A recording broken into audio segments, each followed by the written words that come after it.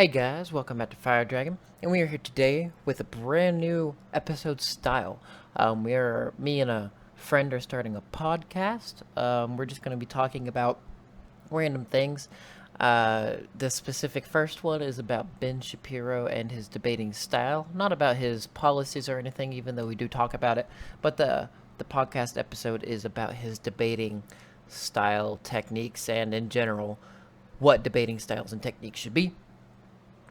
So I hope you guys enjoy this. We're going to be recording every Wednesday, hopefully uploading every Wednesday as well. But anyway, I recorded actually more than he recorded, because I kind of knew whenever we started the call that we were going to start talking about the stuff. So he didn't realize at first that I was recording. Whoops, hitting some buttons. He didn't realize at first that I was recording the whole thing, but that's what we wanted, is to have the podcast be what we were talking about. So I decided it would be a good idea to upload that. But anyway, hope you guys enjoy this. Big fun. Yeah, so podcasts. Yeah. So the idea that I'm going for with this is, well, pretty general. My first thought was calling it like the whatever cast or something like that. Cool. But what I want to do is look at and discuss various topics through, like, I'd say semi-formal debate, not necessarily like, okay, it's your turn, you have 5 minutes, go. You know, I'm not going to be that much of a, or I'm not going to be that uptight about it, you know. Yeah. But like, no yelling and screaming, but regular conversation. Oh yeah, no. This is like, Yeah. Sharing of ideas is what we're Absolutely. going for. We're promoting that, but also looking at like cultural commentary and that kind of thing. Maybe looking at some political stuff. Like one of the earlier things I want to do is like look at and break down Ben Shapiro and how he argues, which is kind of bullshit if you don't know what he's actually talking about. Yeah. That dude is so full of fallacies that I just don't even know. All I know about him are the memes. Oh yeah, he's super memey. Oh yeah. But like one of the first things I wanted to do was like look up one of those videos where it's like Ben Shapiro destroys libtard with facts and logic. Oh yeah, we should definitely First off, have like a incendiary specific article for each thing that we do, so we have something to look off if we don't know anything Oh, yeah. about it, and then also to link in the description of whatever. For sure, like link all the research that we do and that kind of thing. And then just like talk about one specific article, so that way, you know, I think that make it Or- like part of the semi-formal part. Yeah, we want like researched topics. We don't want someone talking out their ass, you know. Exactly. But yeah, that was sort of my idea. I guess we could probably do the Ben Shapiro one first. Okay. It's probably easiest. Are you familiar with Watch Together at all? No. No. It's a third-party program that you can link to, like, YouTube videos and stuff, where multiple people can watch it and pause and play, and it'll pause and play for everybody else too. So you can like stay with each other on certain timestamps and that kind of thing. That's pretty cool. For YouTube videos. So I think that's what we're going to end up using for the Ben Shapiro one. Alright. And if you want, I can send you the links to the videos we're going to look at ahead of time if you want to like look over it, maybe take some notes. Yes, definitely. Sure. Let me look up some stuff on that, because I actually don't know exactly which ones I want to use yet. And I don't want to like cherry pick and be like, oh, this is a particularly bad one, I want to use that. But you know, Yeah. it's Ben Shapiro. It's going to be pretty easy to find some interesting debate tactics. Yeah. Yeah, it's fun. Let me just... There's even... I'm a pretty visual pattern-based learner, and there's like...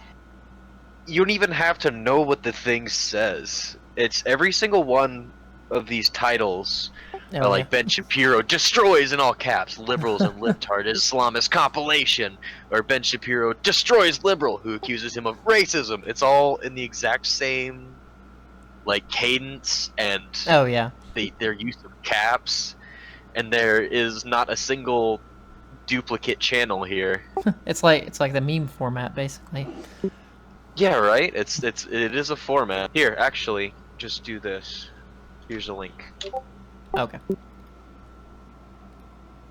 Drag it back to 0. Beautiful. There we go. Like you can see in the title there what I mean. Yeah. It's all the same. It's all the same pattern. I don't Uh, understand. All right. It should be playing for you. yes. So I'm Robert. Beautiful. I'm one of the Hi, Robert. liberals, as you'd say. I've been watching you for years now, and I read your book on the arguments to fight against people like me, and I feel bad because for the most part, the people who have been arguing against you aren't nearly as elegant or eloquent as they should be. But I just like to ask. So one of your points you very strongly make is that it's unfair for people like me to label you as a racist or a bigot, just as a smear tactic. But have you ever acknowledged that maybe it's not a smear tactic, but it's based on things you've said? So for example, on the Israel-Palestine conflict, you called the Arabs. Yeah, you already know what I'm going to say. I'm sorry. No, I didn't mean to presume. Yeah. So you say I've written several full columns about it. Yeah. I've talked about how people don't read the follow-up tweets. I wrote a column. I've read some of the tweets, and the tweets were just as bad. I mean, you say a lot of things that are just racist, right? But then if I call you racist, then you defend it by saying I didn't read enough, right? So what I was going to say before. So, you see the so give me Arabs- okay, fine. So give me my racist tweets in context. Okay, well, Already an interesting setup, I would say. Yeah. Um, Yeah, the definitely. racist flag is a hard one to throw. Yeah. Because it could easily be you stuck in an echo chamber. But I'm interested to see where this goes. Me too. Yeah. Yeah, you came prepared. So right, go do it. so you said I do appreciate the Arabs like to preparedness. bomb trap and live in open Oh, yes. sewage. It's not a difficult. You before that said Israelis like to build. Did you? Okay, now the follow-ups, because you said the follow-ups didn't make it any better. Well, this is separate things that you said. No, that were also I pretty want bad. follow-ups to that one though. Follow that specific. Would you like me to tweet. get them? I'll get them for you. If you have them, sure. But in the meantime, do you mind if while you do that?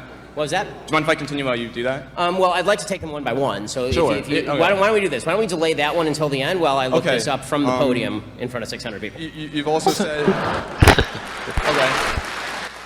Why are you? Wait. Why are they applauding? Because they thought it was funny. If it's funny, you laugh. I mean, People are weird. They probably Why are heard a you- couple people clapping, and then everybody else. yeah, started yeah. clapping. Just someone started clapping and goes, Yeah. "Oh shit, you're clapping." Okay. What is there to applaud? So on that particular issue, you've also said that the Arab-Palestine populace is, by and large, constitutes the most evil population on the face of the planet. Before you said that you've never brought up religion when it comes to abortion, but I don't think that you've avoided religion when it comes to the Israeli conflict, and I don't know that you can be completely unbiased in the issue, given that you Well, are- I can be unbiased on the subject that the Palestinians have elected 3 terrorist governments to form a unity government with the stated goal of Yeah. the destruction of the state of Israel and the murder of all Jews in the area. So that I can be relatively unbiased on. As far as What- the idea that the Palestinian population... Is that true? I don't know. I'd have to fact check that, but I if honestly, I I'm don't gonna put know. it in the notepad Yeah. for this. Let me make a separate notepad file. God, such a useful program. I love Notepad. Right. Have you ever used Notepad++?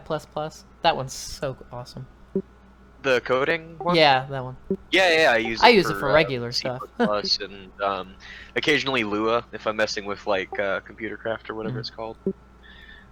Shapiro. I'm just gonna call this bid one. Fact check. Bid one fact check. Oh, fact check to do. What was it again? I want to back this up a little bit. It was, I don't remember the exact terminology, but something Palestinians are electing terrorist governments, like with the... I'm gonna back this explicit up and play it. Okay. you can be completely unbiased in the issue, given that Well, I can be unbiased on the subject that the Palestinians have elected 3 terrorist governments to form a... That's what it 3 is. terrorist governments. Palestinian United Terrorist Government. That just sounds like a fan fiction for someone who's just watching Earth. Yeah. you Now, know? he might have been, It like, sounds- exaggerating there, though. Like, Oh, maybe... for sure. I'm That- pretty sure what he means is that they elected governments and they turned out to not be what they thought it was. I don't think he understands that they didn't do it Or- on purpose. Right, and- maybe. or something. I don't want to say too much without actually Yeah, knowing without knowing. exactly. But Yeah, I can look it's, that up now. it's a very interesting. Yeah, if you wouldn't mind, We could do some joint research, or I can keep playing this and record further points. Yeah, you can keep playing. I don't have to see it to listen. A unity government Yeah. with the stated goal of the destruction of the state of Israel and the murder of all Jews in the area. So that I can be relatively That unbiased. is more important than terrorist government. Palestinian united or like unit goal to destroy. What country was it? I already forgot. Something. Backing it up a couple Stated goal of seconds. the destruction of the state of Israel and the murder. Oh, Israel State of and- Israel, okay. To destroy Israel and murder all Jews. Well, the president is Mahmoud Abbas, whoever that is. And then Mohammed We're gonna have to look up a Shataya. phonetic spelling of that. Goodness, right? And then Mohammed Shataya is the prime minister. Oh, this Right. is in Palestine. He's talking Yeah, about we're the looking at- Palestinians we're- for Israeli. Never mind. We're looking for Palestine's government that are targeting Israelis. Apparently, I don't know how to spell it. Oh, okay, gotcha. I Yeah. understand now. That's the I was the right in the feel. first place. yeah. Well, it's always good to second check. Yeah. Of all Jews in the area. So that I can be relatively unbiased on. As far as the idea that the Palestinian population, Yes, don't kill Jews, please. Applaud. as far as the idea that the Palestinian population is more evil than other populations, they certainly hold more evil views than other populations by poll statistics, by how many Palestinians approve of terror attacks, by how many Palestinians voted for an actual terror group, Hamas. Fact check, please. Yeah. Source needed. Citation needed. Oh. Boy, those are some boisterous claims of his, isn't that? Yeah. Thing is, he speaks with such confidence. Exactly. and He sounds like so he knows quickly. exactly what he's talking about.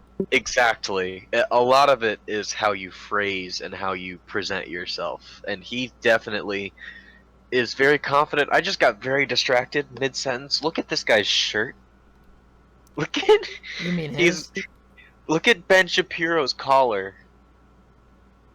He's Yeah. wearing like a polo shirt with a like shitty jacked up collar with a jacket, like a suit jacket on top of. I'm sorry, this is completely irrelevant, but like, what? Why?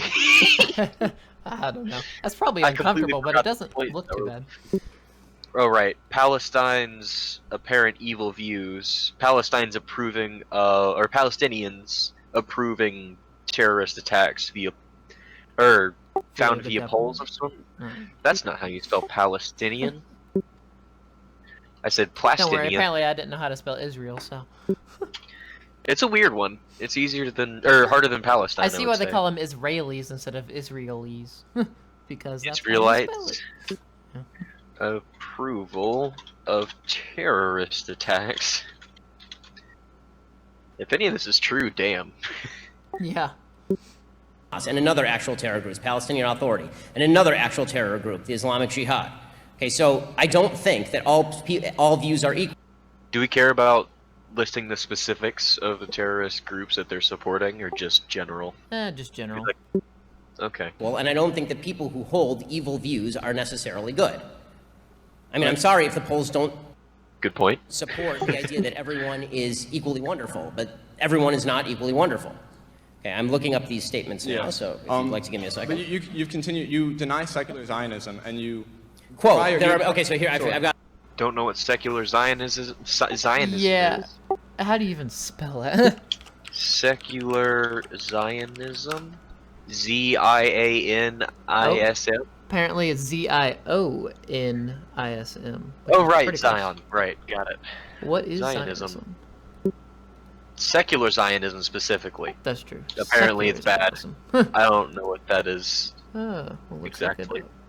Therefore, Let's- Okay, you go Okay, so ahead I'll with finish that. that one, then we can move. Okay, ready? There are many, many Christian and Muslim Arabs who are wonderful people, just not the ones who oppose Israel in the Israel-Arab conflict. That would be the response within the same Twitter thread. Okay, in the post-re, Israelis... Sounds like, it sounds like he's kind of going on the defense there for a Yeah. second, because he made a poorly worded statement to begin with. Kind of covering his ass. Oh well. versus Arabs. I wrote about Arabs who take part in the Israeli-Arab conflict, as anyone who can read knows. Hashtag dumbasses. I need this Twitter, His Twitter. this exact Twitter exchange, thing. I think, which is going to be hard to find, but we'll see. I'm gonna type that out. Secular Zionism should actually no, that wasn't actually stated. Palestinian Israeli conflict. Got it. Okay. Quote, I think it has much more to do with the fact that the Palestinian leadership supported by the Palestinian population uses millions for terror. I should have been more specific. Arabs who actively seek Israel's destruction. Those who... Yes, he should have been more specific, Yeah. and citation also needed. The follow-up tweets. Does Yeah, that so- sound like a genocidal so mania to you, or does you're- it sound like I'm specifically labeling a group of people who have called for Israel's destruction? I like to point out that you're not. Also, this is the one fallacy that he loves to use, which is just straight. I forget the actual title of the fallacy, but it's just straight hyperbolizing the Oh yeah. your opponent's argument. So he's Kind of done like is take circular it, logic. Hey, these are racist remarks. He said, homicidal or no, genocidal mania specifically. That is way more than he said. He said maybe this might just be a racist comment. And he said, "Oh, now I'm a genocidal maniac, am I?" Oh, I Just see, happened to exactly. put- He Yeah. happened to put more stuff between what he said. He's very particular about that wording, and I find that humorous. We're not a racist, but they're dumbasses, and you're allowed to insult them. Yes, because Also, if someone calls what me a is- racist without evidence, they are definitionally a dumbass. What is genocide? That's funny. Yeah, woo! Applaud him. Right. Yeah, He needs to let him What get is to the genocide? point. Like the after when the, that's what I hate, is that he just won't let this guy fucking talk. Yeah. Just let him say something, please. so you said that you want to be like Churchill, right? And after the Allies, when they moved the German-speaking Polish out of Poland. So now you're right after talking World about a War II, column I wrote when I was 19 years old that I actually that I morally abhorred and denounced myself. I think 6 years ago. Yeah, you and have changed your repeatedly position since. said was a bad column that I wrote when I was 19 years old. Okay. Okay, so Fair point.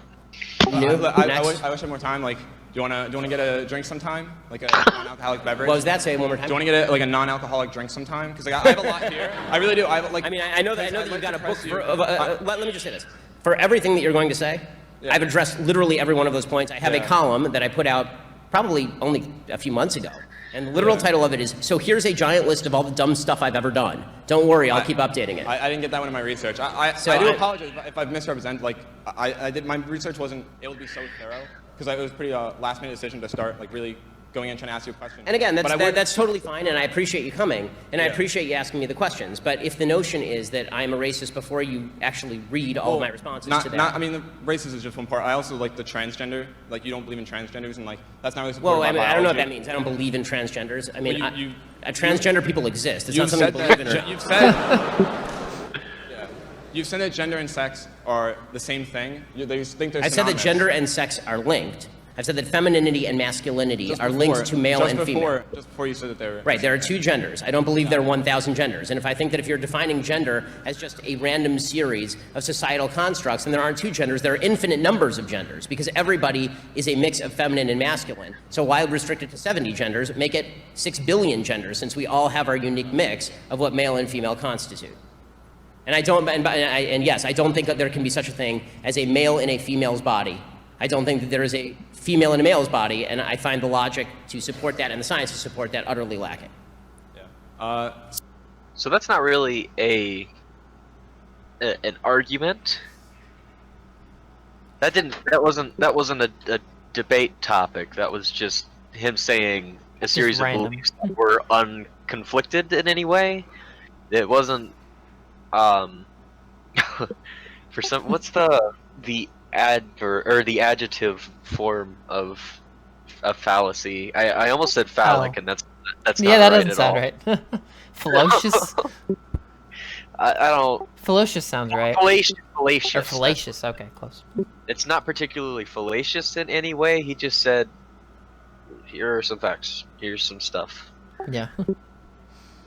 And it wasn't anything that I don't even know how you would debate for or against that.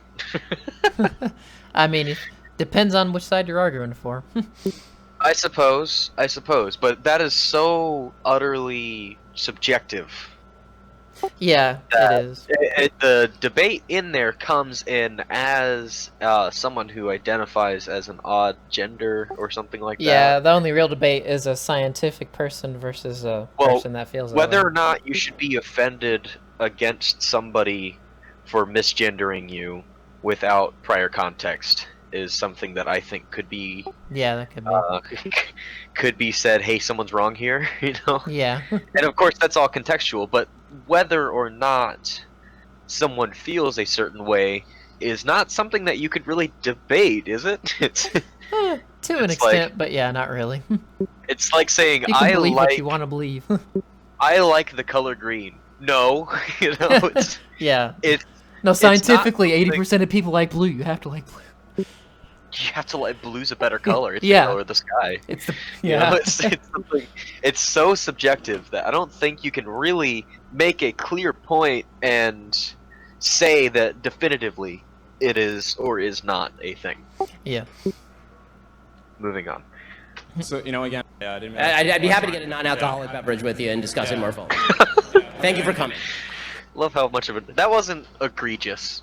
There are definitely some worse ones than that one for sure.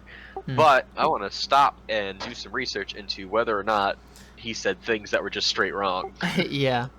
I was trying to figure out what's secular Zionism, but all this thing is saying about Zionist, and I need to know what Zionism is. Here, let me try this. Let's see. Oh, apparently it's the reestablishment of and support for a Jewish state in the territory defined as this historic land of Israel. Okay. And what exactly did they say about that? I forgot. Hold up. I don't even Palestinian remember. Authority, and another actual terror group, the Islamic Jihad. Okay, I'm looking up these statements now, so if you'd like to give me a second. But you continue. You deny secular Zionism, and you. Deny Denies secular it. Zion. How do you deny it?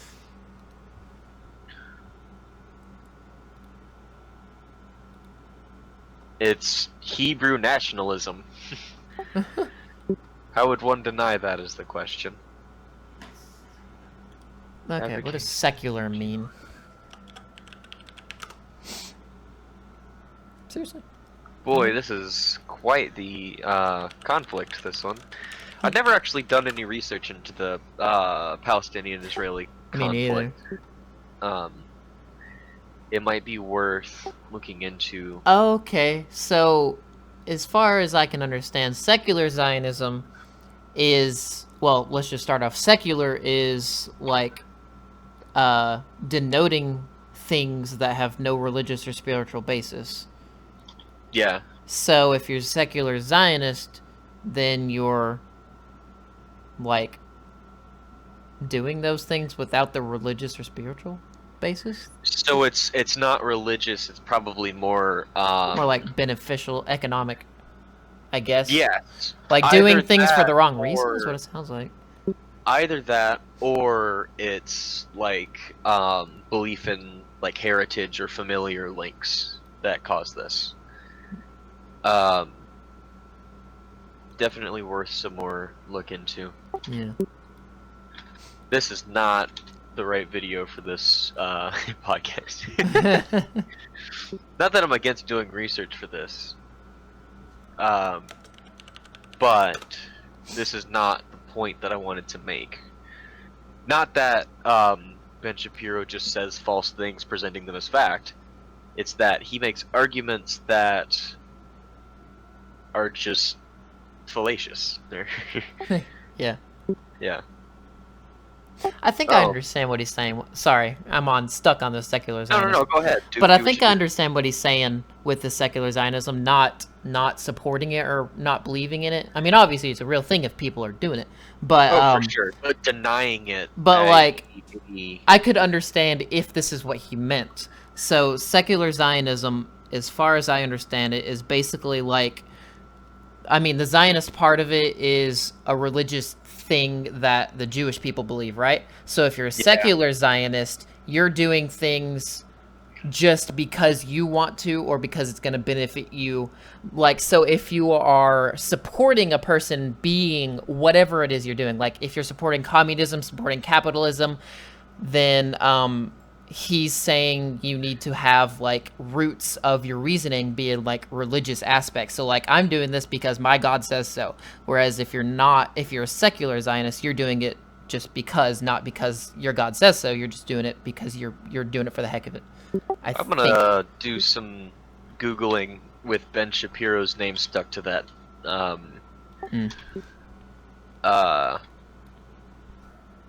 term. That's what I was gonna say.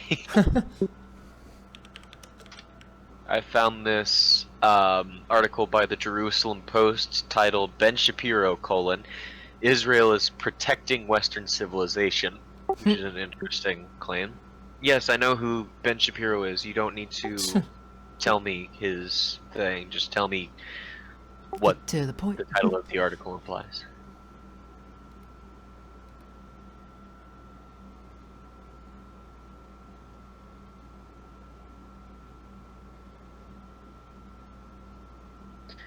Oh geez, I wonder whose side this on. This thing is on. I'm just gonna read two.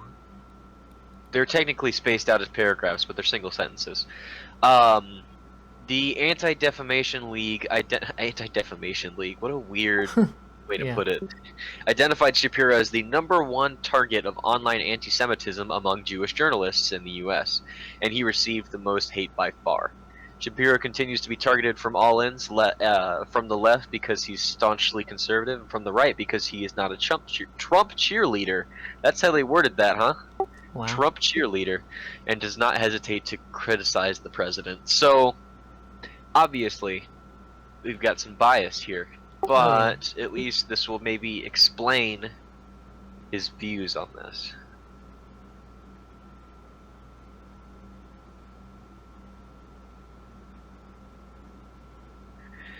Basically, he just supports Israel in the Palestinian-Israeli conflict.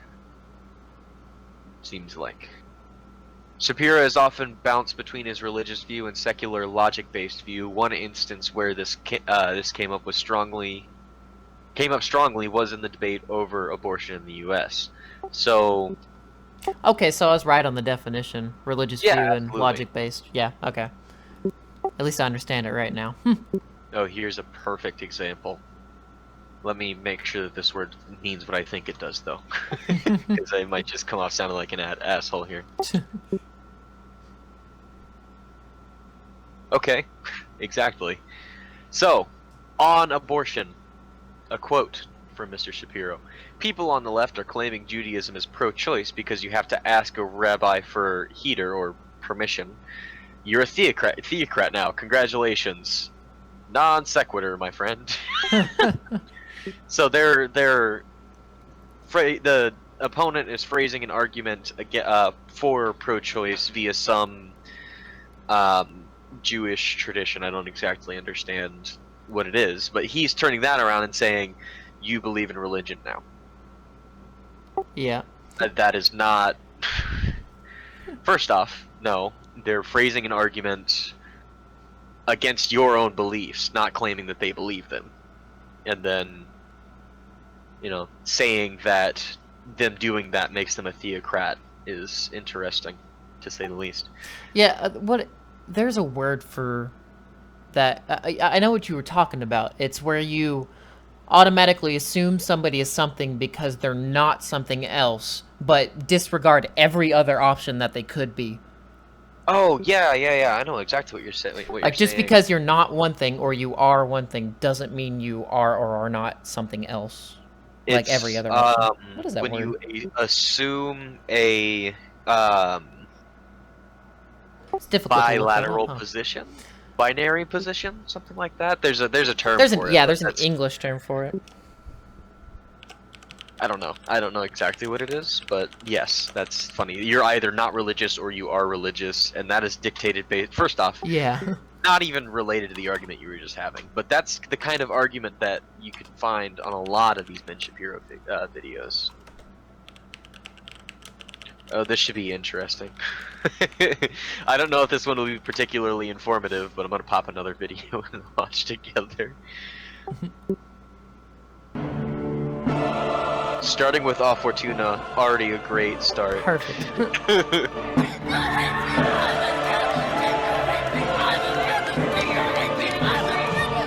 What in the world?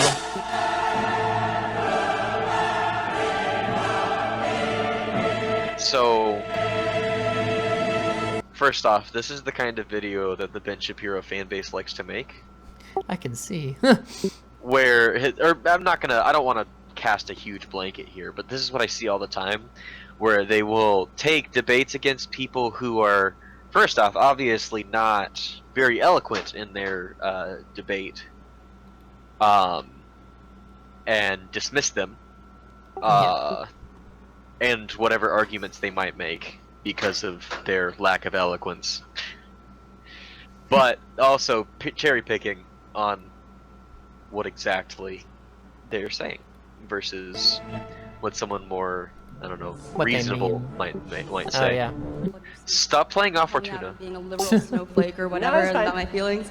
But then you, in the middle of your speech, I think this was hate speech. You made fun of transgenders. Well, I made fun of one person who grabbed me by the back of the neck and threatened me with violence, to be fair. I mean, yes, but also Caitlyn Jenner. And you seem to be making no. I don't want no. Let her fucking talk, man. Yeah.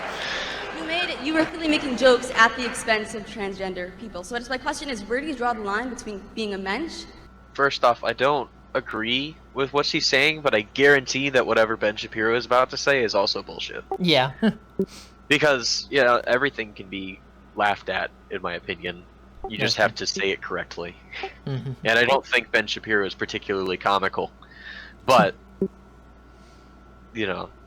joke about things, please. Yeah.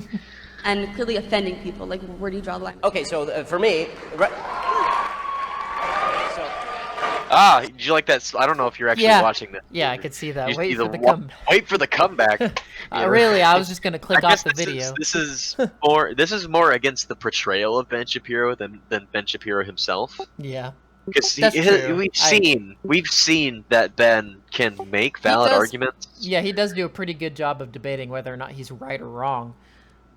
Most of his Yeah, videos but try to take it to an The extreme. thing though. is, it's a combination of how things are portrayed, like how videos like this being made, how he is portrayed to be just fucking libtard destroyer, kill the communists, fuck Palestine. It's all very I can't tell if they're incendiary. making fun of him in the way they're saying it, or they're making fun of the person he's supposedly making fun of. They're making fun of this person that's not Ben Shapiro here. Okay, is like the way you this see is what I'm edited. saying, like the way they title it and that kind of stuff. They're like, "Oh, Ben Shapiro destroyed this person," like as yeah, if you're it's making fun it's of him. absolutely at least somewhat a meme. Yeah. But the way this is edited makes me think that this person just really loves Ben Shapiro. Oh yeah, that's true. So for me, if I coldly and clearly state a fact and you're offended by the fact, that's not me being responsible for offending you. That's me saying a fact and you being offended. As far as me making jokes about Zoe Tur, my general rule is that if somebody grabs me by the back of the neck and threatens me with violence on national television, I have the right to make fun of them.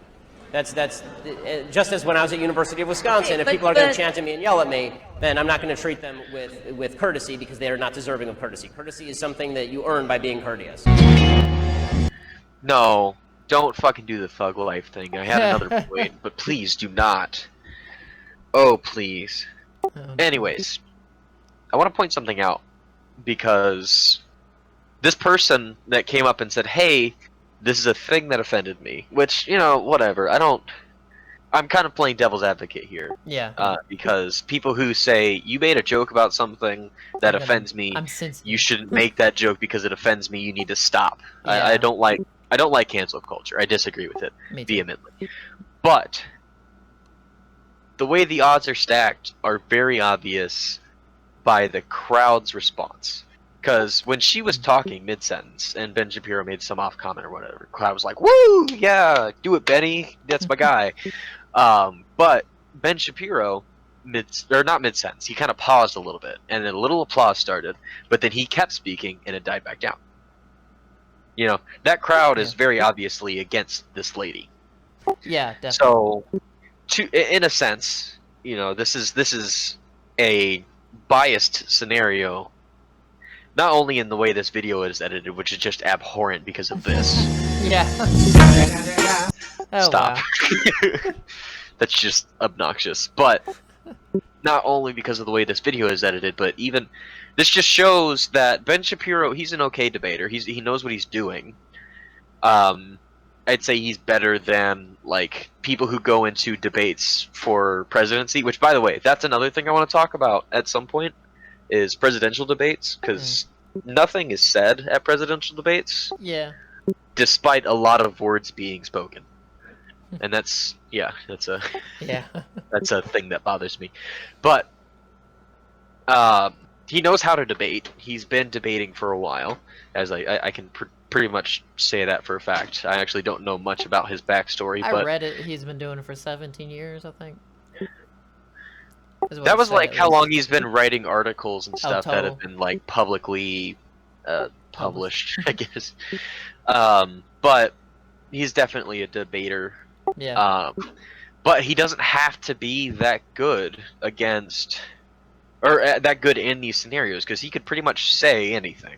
Yeah, that's true. So it's a very echo chambery type environment, and so, you know, that portrayal is damaging, I would say. Yeah. Or it's incendiary, whether intentional or not. And this is part of, you know, one of the reasons why I wanted to do this, is because it shows what debate shouldn't be, which is my side against yours, and no one's minds are ever going to be changed. You're just going to get angry and cause a rift. Exactly, yeah. And, you know, this echo chamber environment just, you know, enforces that. Yeah. Let's hear the rest of Mr. Snoop. God, it's so loud too. Why didn't they balance this? Okay, fine. I understand that, but like, it just seems a little bit like hypocritical to brag about the fact that you openly humiliated. And she's nervous now because of both pressure from Mr. Shapiro and the crowd. Yeah, On national television while. Anyway, so do you know like what she's talking about? Because I mean, I didn't hear the situation. Did he actually like just make fun of the person, Mr. Shapiro, or is he making jokes at transgenders? Mr. Shapiro, according to what I've learned here, I didn't actually look into the event itself, but apparently he came into physical contact with somebody who was transgendered, and was threatened with violence by this person, and he at some point in the future made fun of them and probably transgenders as a whole. Okay, see, that's my question. Did he only make fun of the person, or make fun of the thing that they are? He didn't deny any remarks of his, so I don't feel like we have to look into what exactly those were, because he's not saying that this person's misquoting them. Oh yeah. See, so So that they're would in be agreement on exactly what it is. It's Okay. just he's justifying his statements rather than denying or defending against his statements. I see what you're saying. makes So I sense. would definitely say he's in the wrong in this part, because you can't just make fun of everybody else because one person does something wrong. That's very hypocritical. Unless it's like genuinely funny, which it probably wasn't. Yeah, probably not. If it's an Yeah. actual joke, maybe not, but like, You still, know, stereotypes on their own are not funny, but like, if you were to say make a, you know, well-structured joke about it, then that's fine by me. Yeah. You know. but for one, it sounds like he was making like stereotyping guarantee statements just because this one person Guaranteed. attacked him. Yeah, so I'd definitely say she's right for now. Yeah, I mean, Well, depending on what else she the says. issue is if we say that she is in my opinion, in most debates, it's hard to say that someone is 100% right or 100% wrong. That's true, yeah. Ben Shapiro should not have been assaulted, and not knowing what he said, and this was, how long was this video posted? Hold up. Oh, this was 2019.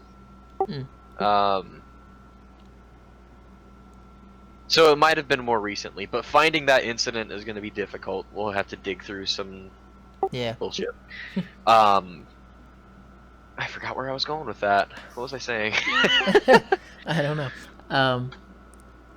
Talking about specific right or wrong. Right. So whether or not she would have been offended or not, or should have been offended or not, depends on what the statement itself was, and she is probably justified in being offended. It's just that should not dictate whether or not he should have said it, depending on how incendiary the remarks were. Yeah, I agree. Yeah. So it's hard to declare a right or wrong here. But probably leaning towards her. And that's also potentially caused by a personal bias against Ben Shapiro and the crowd of people next to him. Whatever. Also, like, I just think that's a little Well, I mean, let's put it this way. My belief is in mutually assured destruction. So if you're going to, so if you attempt to again do me physical harm on national TV, then I'm not going to treat you with a level of respect that you have not earned. That's. I mean, I'm treating you with respect, and we disagree, right? I mean, so, because you're courteous. So thank you for that. Wow. I wouldn't say that he Anything was to treating say her about with that? respect. I mean, he was being respectful, but he wasn't treating her with respect. Let her talk and get her point out. She hasn't said 2 words.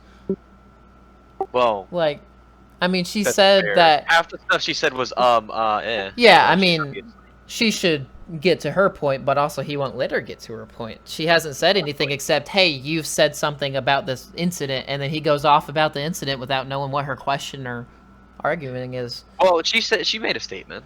Did she? She I said, only heard that. Oh. She said, "At what point does it matter that you offend people with jokes that you make?"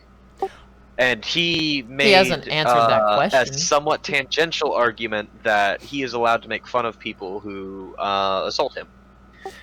Which, guess, you know, but if- that's somewhat deflective because he's He's not really answering her. not answering the question, at what point do you offend people too much based on a singular incident?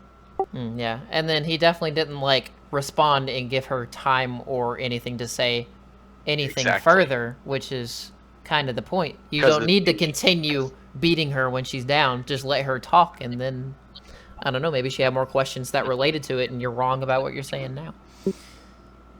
Maybe. And the issue is the echo chamber environment, Yeah. partially how this video is edited. Did you notice that the sound balancing, it's a very subtle thing. Ben Shapiro is a little bit louder than her with the mic.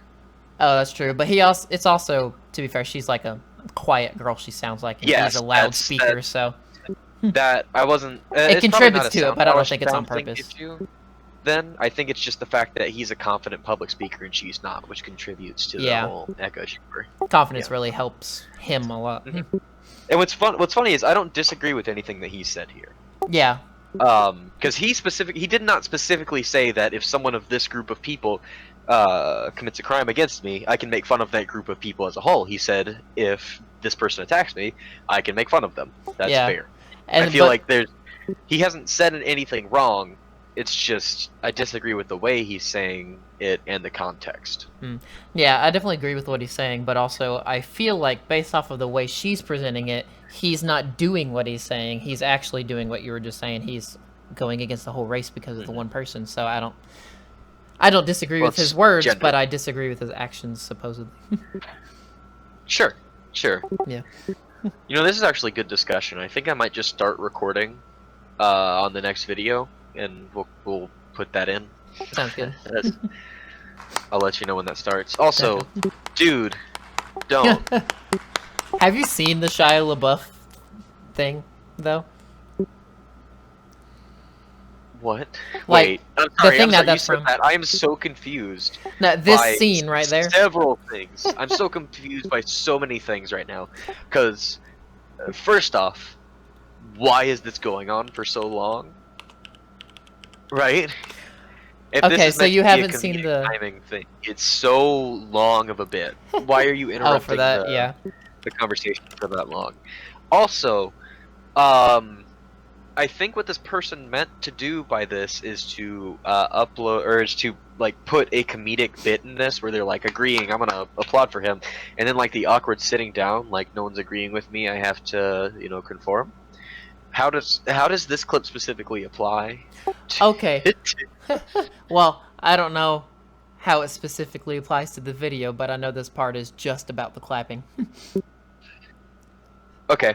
I Yeah. just don't think this person put as much thought into this clip as we have already. Yeah, so I'm gonna move definitely on. not. But have you, just side note, have you seen the Shia LaBeouf song?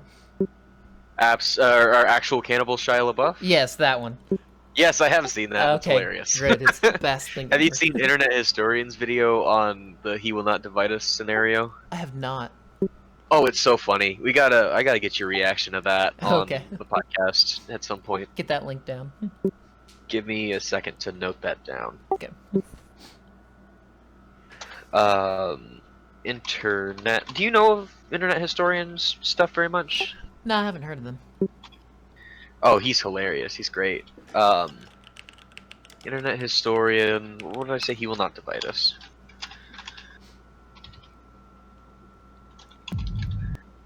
That is a great series of videos. Delusion. Because Bruce Caitlyn Jenner, I'll call him Caitlyn Jenner. No, because it's her. You're not being polite to the pronouns. Because disrespectful. Okay, forget about.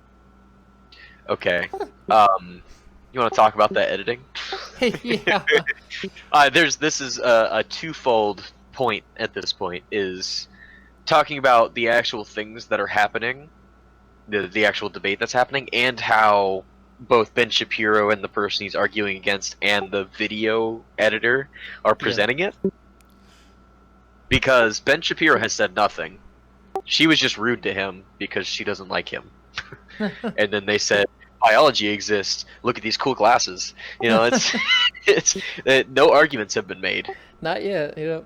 Let's see if Yeah. there is an argument.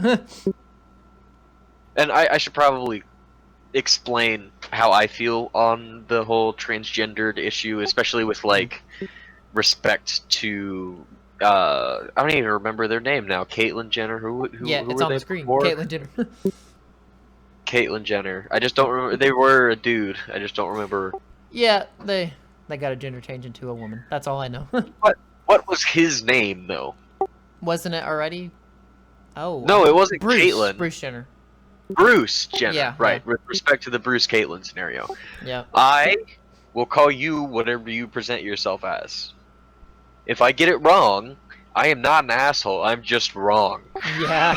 You know. Oh, yeah. And So it's if I get their gender thrown in my face like I'm the asshole, I will retaliate in a way that is conducive to the way that you retaliated to me. exactly. Yeah. See, Which so is my stance is similar to yours. So, but we had this person that I work at McDonald's, okay, as a manager, and Yeah. we had this person who he was a guy, but he went by a girl's name, even though legally their name was a man. Like on the schedule, it said Brendan, right?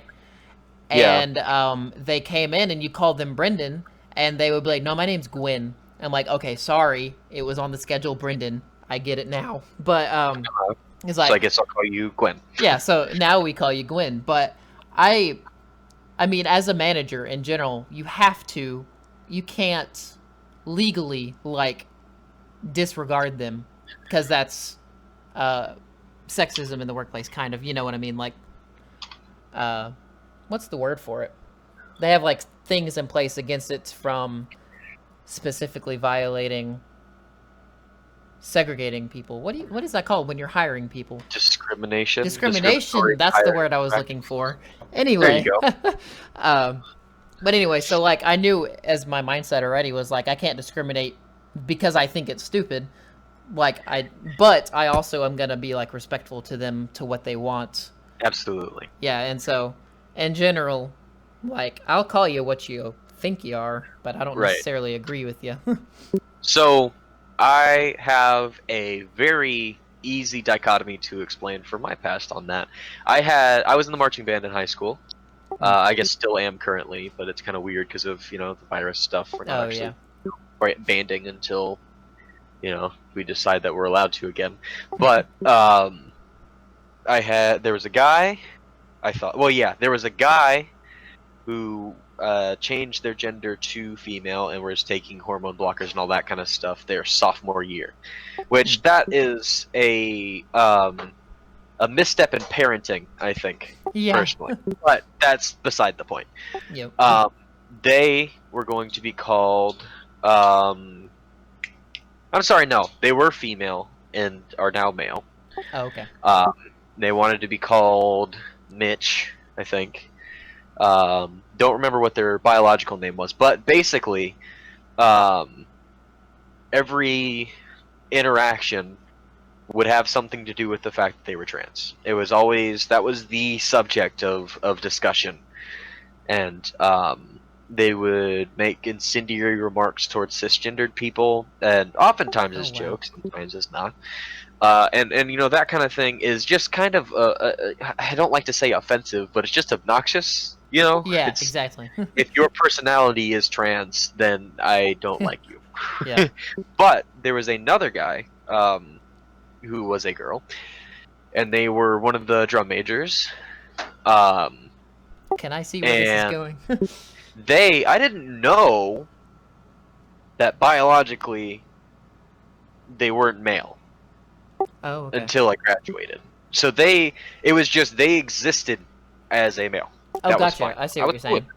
Yeah, I didn't even know, which I'm fine with knowing. That's cool. It's just when that is your personality and you're throwing it in everybody's face and that kind of thing. Be proud about it, sure, whatever. It's just don't be obnoxious. Yeah. That's my opinion on most things. It's just don't be obnoxious. Yeah, I agree. Thing I forgot Just about be a mine. person. We had an older manager that worked with us. Like, he was 80-something. He was the best ever, but, like, he was 80-something. Sure, And old people, they're not gonna, like, conform to that. They see you're a guy, they're gonna say he. And so all the time, it was habit for this older guy to say, "Thank you, sir." And they would get mad that he said sir instead of ma'am. Like, like they wouldn't tell it to them, but they'd be talking trash to everybody else. Like, "You keep calling me sir." It's like, come on, it's one person that is old, and he's trying to be respectful. Like, come on. Right. They're take being the respectful respect to their time. Yeah, exactly. I just thought that was so stupid. Right. Like, no, that's one of the obnoxious things about it. But yeah. Anyway. Moving on. This is a lot closer to what I was looking for. By the way. Yeah. Disrespect. Facts don't care about your feelings. It turns out that every chromosome. Thanks for putting that on the screen. I didn't hear it. I couldn't hear it. Every cell in Caitlyn Jenner's body is male, with the exception of some of his sperm cells. It turns out that his brain structure is male. You have a thing like Klinefelter's syndrome. So you don't know what you're talking about. Pretty sure they're trans. Is that Caitlyn Jenner? Is that? I don't know what they look like, but they make it seem like they are. No, Caitlyn Jenner I think is a lot uglier than that. So they just brought on some random. That is not a transgender pleasant-looking human being. Also, I'm pretty sure she's brunette. Oh, yeah, maybe. Not educated on genetics. Would you like to discuss the genetics? No. What are your genetics? So I'd stay away from the genetics and back to the brain scans. You cut that out now, or you'll go home in an ambulance. Oh, this is the incident. Oh, this is the one they're talking about. Okay. Exactly. Oh, this is so exactly what they're talking about. He wasn't too far off. This is the point. Now, I'm 6'2". I weigh like 240 pounds. I would not be intimidated by this. That person is not an intimidating person. No, definitely not. Ben Shapiro might consider this a real threat. Yeah. He doesn't look like he's fazed by it, though. Fair, probably not. Although, He probably doesn't care. He's like, beat me up, I don't would care. like to point out that this looks like his mom, like, scolding him. Oh, it's so... Wow, that's very odd. Okay, moving on. Mildly inappropriate for a political discussion. No, I know. Well, but wait. To be fair, but to be fair, you're actually being rude. You're no, and that's not. You're being rude, therefore. I don't think he was rude, I though. can threaten you. Was he rude? Like, to you? What is... I mean, it's been No, they cut were... up a Well, bunch. here's the thing. Yes, he was being an ass. I but- guess, but, like, He was telling his I idea. don't disagree with what he was saying. I disagree with how he was saying it. I guess. I mean, I However, personally don't see it as rude. there's an issue here because the definition of rude is hard to place on this type of talk show. That's true. Subjective. Notice HLN. I forget what that stands for. Let me look it up. What? HLN. It's owned by CNN, so there you go. Oh, okay. It is. So fake news, right?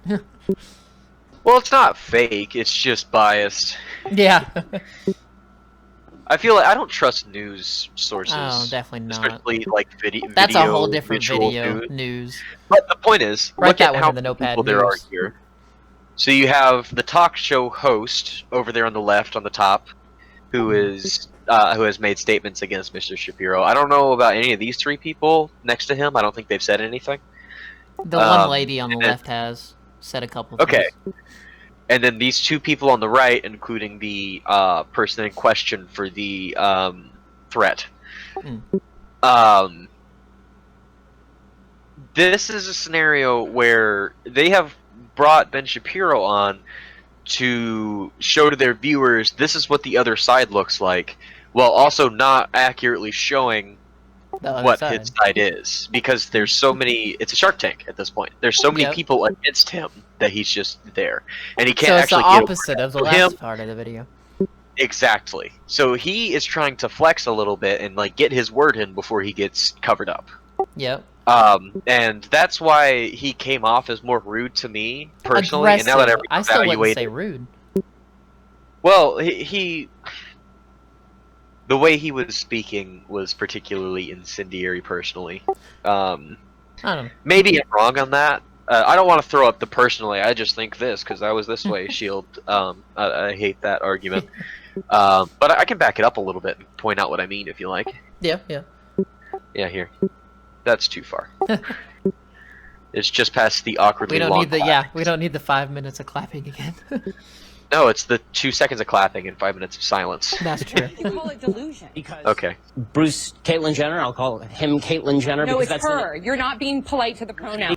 That eye roll was hilarious. Yeah. So. Because Disrespect. okay, I'll forget say about he the was rude about that disrespect. So for Facts don't care about your feelings. It turns out that every chromosome, every cell in Caitlyn Jenner's body is male, with the exception of some of his sperm cells. that statement in particular. I now, can I don't see I don't have anything wrong with what he's saying. Yeah. It's just I can tell he's getting frustrated, and I'll give him leeway on that. It Yeah. could be interpreted by these people as being rude. I can see that. Now. So, yeah. moving on, the gentleman. I'll let this play for a little bit. You have But the gentleman. syndrome. So you don't know what you're talking First about. off, that argument goes nowhere because Caitlyn Jenner does not have Klinefelter syndrome. I don't know Are what you- they're saying because they cut half of it out. You see the jump that it did? Oh, well, no, I thought it was just a video cut. Here, let me back it up. You have a thing like See, they just Klinefelter's. completely jumped. Oh, yeah, they cut. Yeah, so I don't know what the rest of what they were talking about. That was probably just some stuff of them like arguing against him. I So guess. Klinefelter syndrome is a genetic condition where males are born with an extra copy of the X chromosome, so they exhibit some female traits. Bruce Jenner, Doesn't have Caitlyn Jenner, whoever, Yeah. did not have Klinefelter syndrome. Yeah. Stupid argument, Yeah. but you know, whatever. The fact that Klinefelter syndrome exists does not disprove Ben here. Right. So, Wait, what? just saying. Oh, okay. So you don't know what you're talking about. You're not. Also, saying that he is not educated because Klinefelter syndrome exists without giving him a moment to acknowledge that it exists, is stupid. Yeah, that was stupid. He's obviously educated. I mean, yeah, he's not stupid. He's not an uneducated person. Yeah. Also, I'm not reading Triggered yet. Educated. To discuss the genetics? Yeah. Well, no, What are no. your genetics? So actually, the genetics and back to the brain. I'm sorry, that's just a funny remark. How are you supposed to answer that? I don't know. Did you see the look on her face too? She was like, "What the flip did he just say?" Oh yeah, that's what causes this. You cut that out now. No, You'll yeah. go home. That I can't see where their thumb is here. But that looks like so that's what he's talking about. I see. that looks like a gentle rest on the neck, being like, "Hey, buddy." It's definitely a threatening It's not gentle rest on the neck. But I just can't tell if it's a grab or a rest. yeah, he's the one that experienced it, so I guess I would say it's up to him to say. Home in an ambulance. Yeah, that seems mildly inappropriate. Oh for yeah, you political can see her unpinch. Oh, okay. Also, some Although more she's editing. more grabbing the collar. But yeah. We've yeah, already editing. explained how weird and just off-putting this editing style is. Yeah. But he didn't say that. First of all, he said that it was inappropriate for the political debate. Yeah. No, well, but wait. To be fair, but to be fair, you're actually being Hey, guys. rude. You're and no, no. To be Who's- fair, you're no actually one's being talking. kind of rude. Yeah. I love how he's doing this, and Ben Shapiro doesn't acknowledge him. The lady, I think, that he's sitting next to doesn't acknowledge him. Nobody cares about what this dude's saying. He's just kind of there. Yeah. Nobody cares what anyone else is saying. They just all care about Oh, trying no. to say I'm wrong. What's funny is this type of debate, quote unquote, is just people yelling their opinions at each other. Yep. This is news. It's the worst kind. Agreed. and that's not fair. I'm sorry, it's not rude to say that someone who's biologically called a me male sir. is a male. You just Someone called who's me sir. biologically male is a male. But Mr. Shapiro, you knew very Fact. Fact. That's just funny to me. But okay, can It's not a we moral just, thing. If Another someone weird wants cut. to mutilate their body, that's their it's choice. not mutilation, but can we just talk about Cutting the off fact Yeah, mutilate is the term. Yeah, technically mutilation is to someone else. If it's to yourself, I don't think it counts as mutilation. Auto mutilation is a thing, but I think This it's is a different in the way surgery. they're talking about it, though. that's definitely loaded language. Yeah. Is the thing. That's a loaded statement. testicles is mutilation. Can we talk That's about not the actually what fact- they do, though, right? Okay, Not typical. hold on. They go inside out. Well, but Make they it don't up. even. No, most transgender don't have the genital reassignment. Most of them are not. Okay, Let Ben, me- can I finish real quick? Because this is Of course. important. Well, because, I want to let you piggyback on something. May I let you do that? yes, you may. Because I'm going But my blood is boiling. I know, and I'm going to give you a little more fuel. This is now because Ben is part of a lot of people that have various kinds of feelings about this. This is what's always talked about.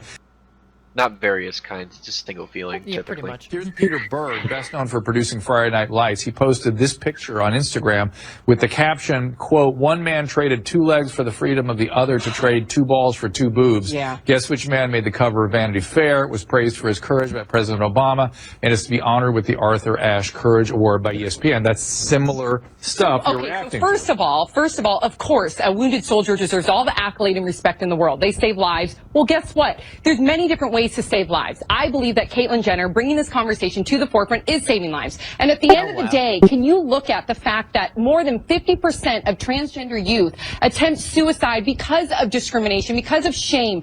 Does You that can't alter the way hold up. You can't make that claim. Yeah, You without can't say backing it up. why. You can't say why without evidence. Yeah, exactly. Most people that commit suicide don't, like, write down why. You can assume why, but you never know why. Yeah, I think you're making assumptions where you really don't need to make assumptions for your point. Yeah. It just damages it. It's very odd. It's a very strange argument, really. Yeah, I don't get what they were trying to say with the wounded soldier thing. They were trying to say that Caitlyn Jenner saves lives as much as a wounded soldier does. I mean, I get it, but I don't get why they actually think that. Yeah, it's a very strange position.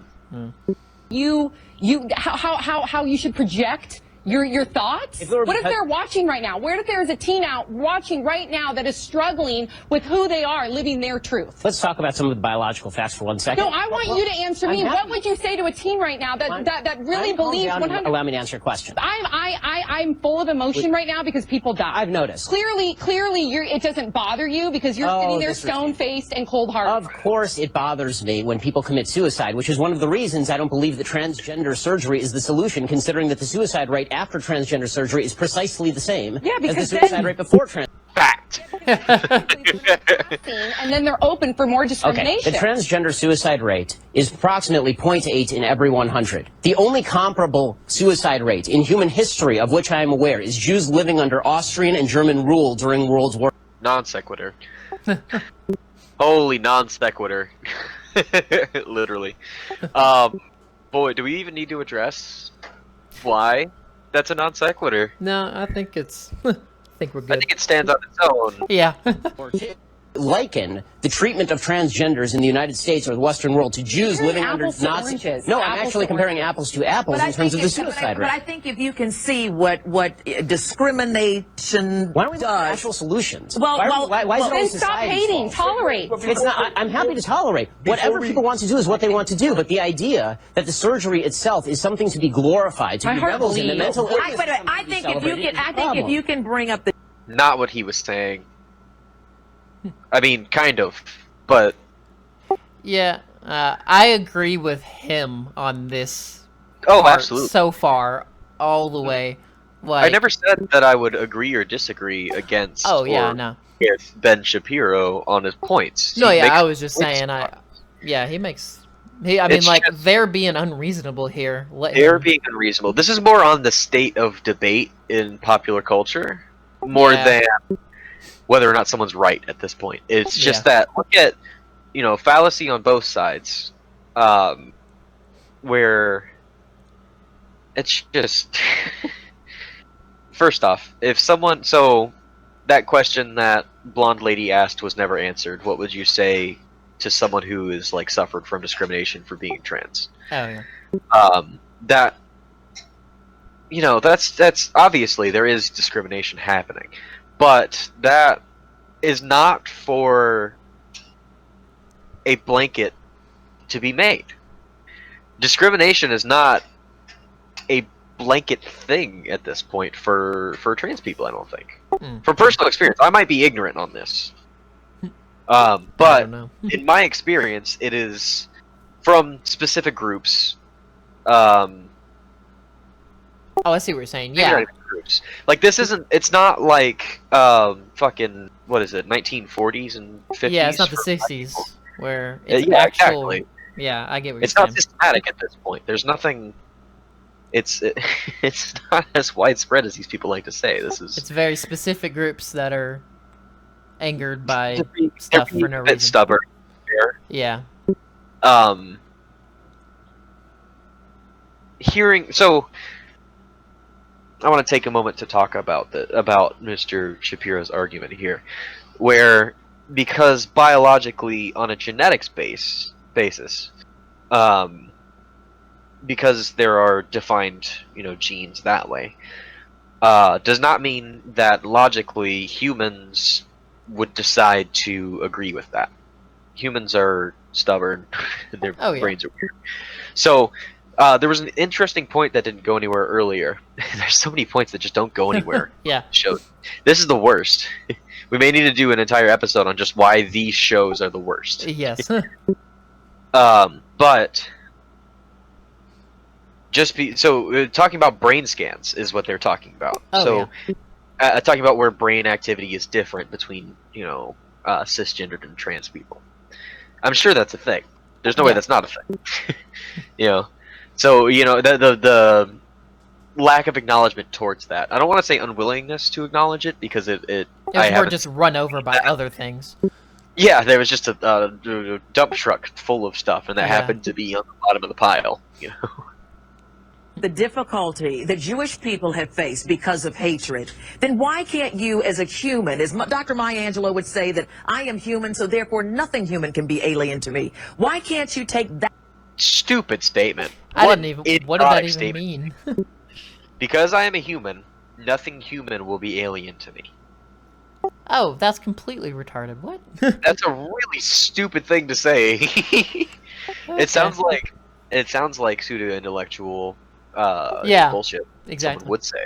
I don't doubt that somebody said that, but like food. Oh yeah. You ever eaten a testicle? No thank you. That's probably a little alien. You ever seen a well, actually, no, that's not human. Never mind. Languages. You ever heard someone speak a different language and been surprised Mystified. at how different it is. Yeah. You know, it's just that's just a really stupid thing to say. Why do you think people travel? Yeah, exactly. To experience different things. It's just such a really stupid thing to say. Your history. I don't hate anybody who has a mental illness and is trying to figure out how to fix that. Well, there might have been people who said. I'm not going to liken the treatments of Jews under Nazis. No, the treatment of I think anytime. You did though. You did liken it.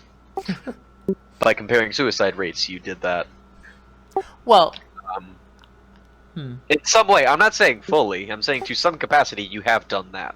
yeah, I guess. I see how he's saying now that it's different, or I don't even know how to word what I'm saying. I can see how the 2 points that he made are different, but... Yes, they are different points, but, like, it's, I don't know. Yeah. It's a little thing. You know, I'm trying to be even on this, but it's so hard when Ben Shapiro gets a statement out about every, 30 seconds? Yeah, everybody's ramming over him. Everybody's just saying what they want to say at him, and then not listening to what he's saying. Yep. This lady, in one sentence, made like 3 different points. I'm going to back it up, and I'm going to break it down.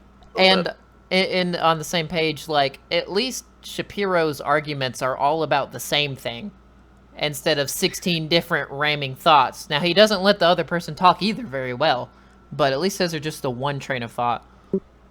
Right. Yes.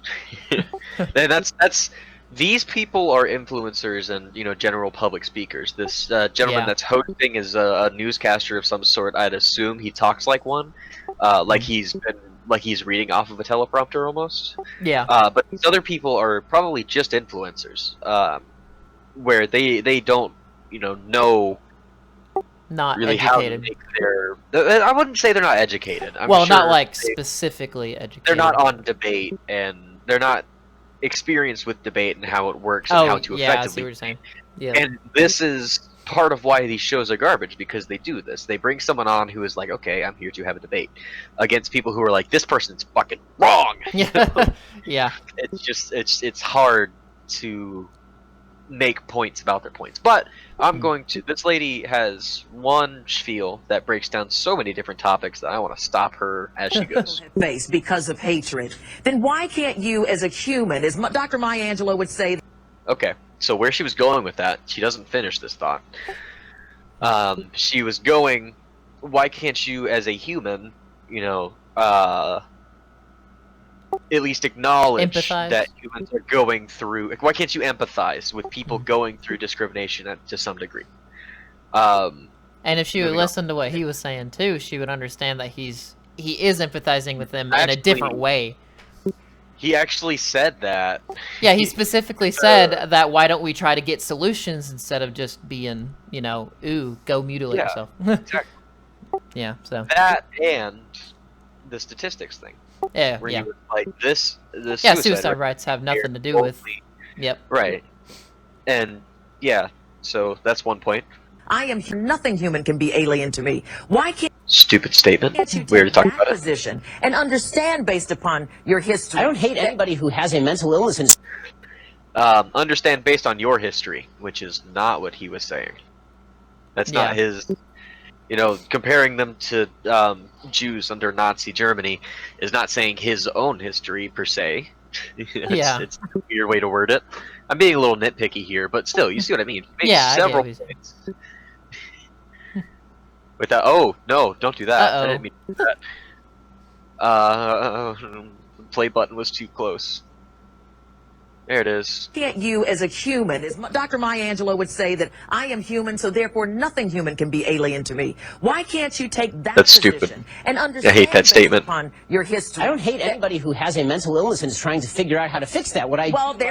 Also, calling transgenderism a mental illness is a strong stance that I'm surprised they didn't talk about. Yeah, me too. I'm surprised they didn't say anything. Like they didn't. That's how you know they're not listening to him. Yeah, exactly. They didn't say anything about that. I'm not going to liken the treatments of Jews under Nazis. No, I think anytime a life is in trouble, we're all in trouble. We're all in trouble. I brought that up. Anytime a life is in trouble, we are all in trouble. Okay. I don't necessarily Now, disagree. I don't. I'm gonna get real nitpicky here. Yeah. Okay. I'm gonna get real nitpicky, and this is what is probably going to be classified as a poor argument, but I'd like to make it just because I find it funny. Okay. So terrorist organization, let's say. Yeah. They are alive. No. Yeah. Yeah. So, killing them puts all of us in danger. We're putting their life in danger puts us all in danger. Now I get what you're saying, and you I'm are saying being it's nitpicky. stupid nitpicky. Yeah, but I understand mostly what she's saying to an extent. Yes. As long as this I is what don't she like- meant, then, like, for example, if there's a forest fire and it's going to kill only like 3 people, then it's still a problem to everyone, not just those 3 people. I get what she's saying. Okay, so things can be problems to us without being dangerous. Yeah, I as she get. put it. Yep. I just really don't Inconvenience like. first. I really hate the way she words things. Yeah, exactly. It was poorly worded. I can understand what she's saying, but it's muddled, and I had to think about it. Agreed. Moving on. Is assessment of the treatment of the two and saying that the suicide rate is similar. So therefore, if the circumstances of the two... Thanks for just Oh, that was it. Okay. just cut off his entire argument. Exactly. Before he actually... They were supposed to be on his side. Why would you not let him finish? You made all of his arguments for him in splash text.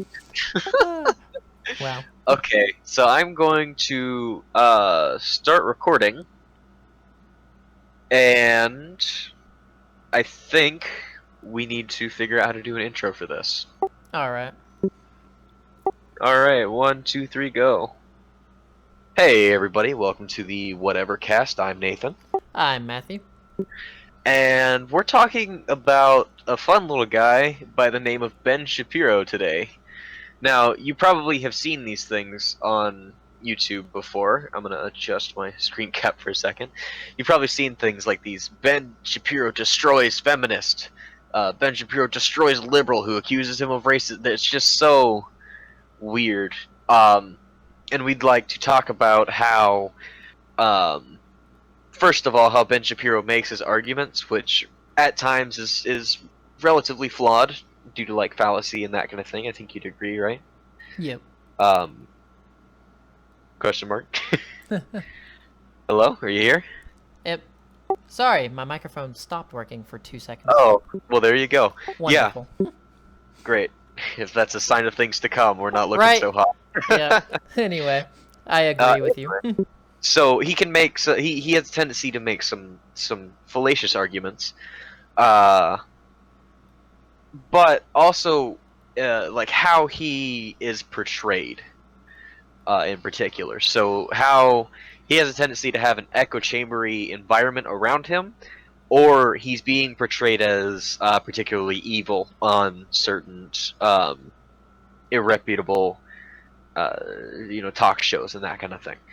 So, I think the next thing we're going to look at here, or the first thing, I guess, since we've started recording, how about this 18-minute long video called Ben Shapiro Destroys Every College Snowflake? Oh no. Yes, let's see what that one is. Let's.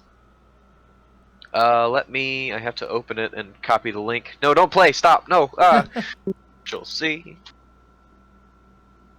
Control V. We're gonna play this one.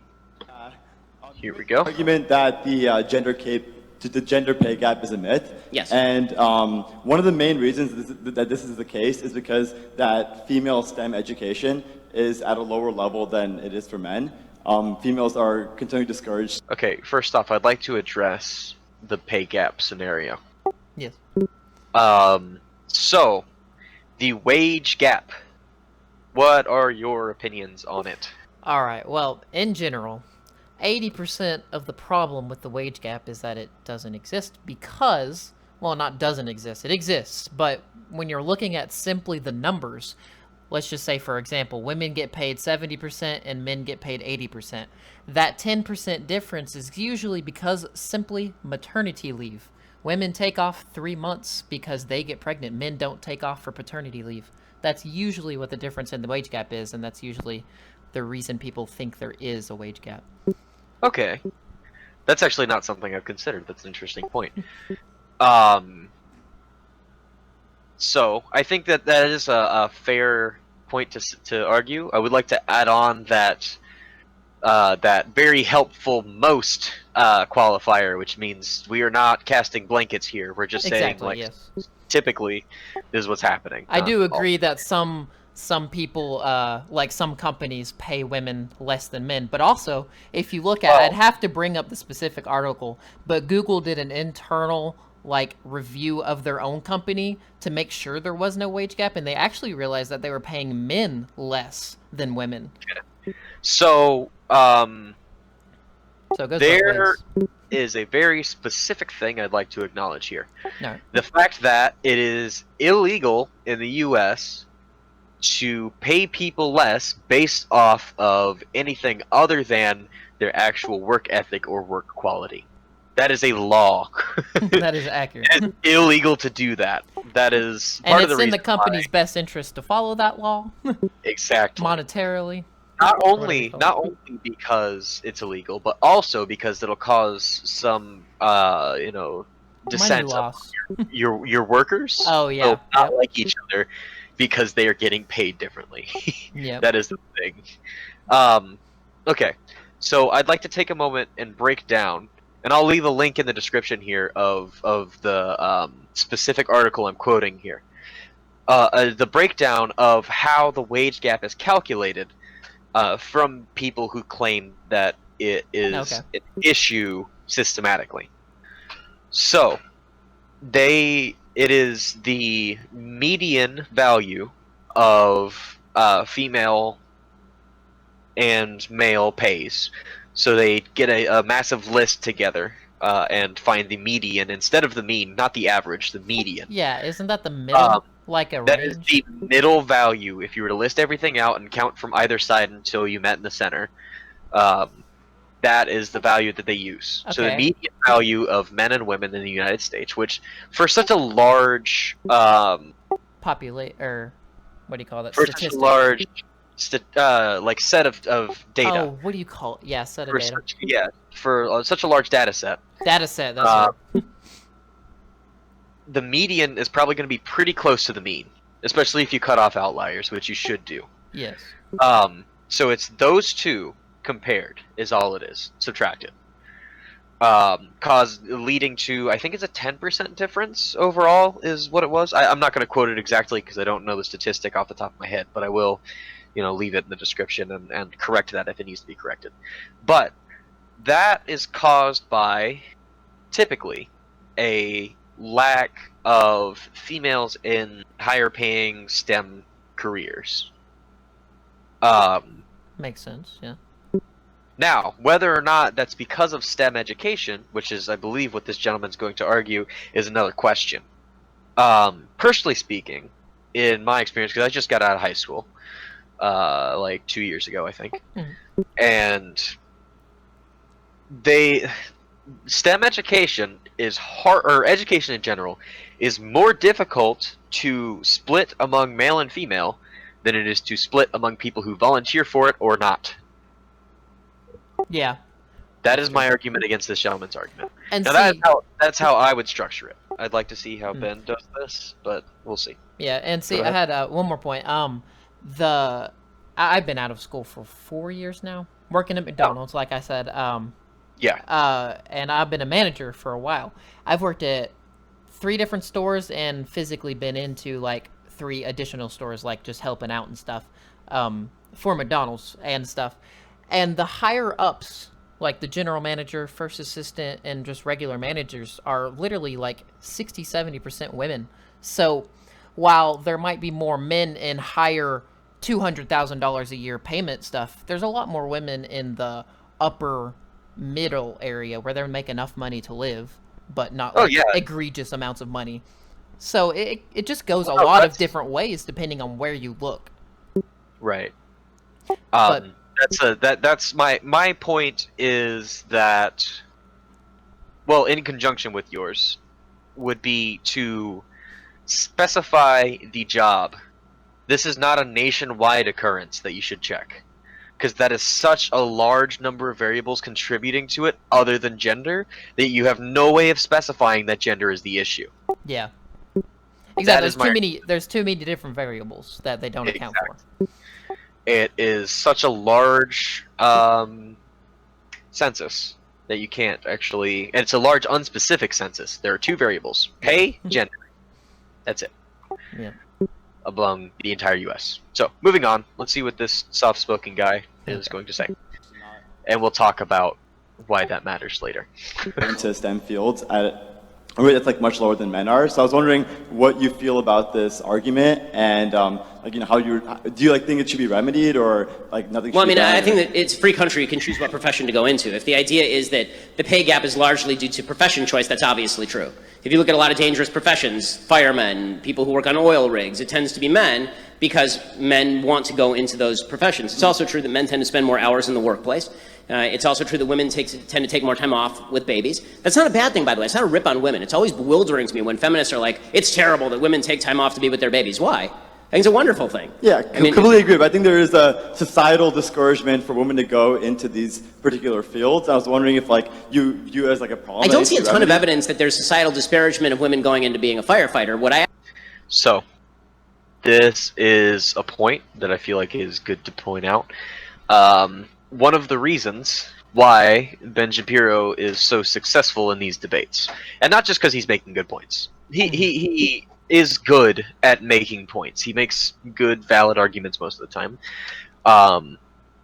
But part of the reason that there is such a huge gap, why his statements are so like splitting in the population of people who like listen to him, is a couple. There's a couple reasons why, but this is one of the main ones. So notice how this back and forth is happening.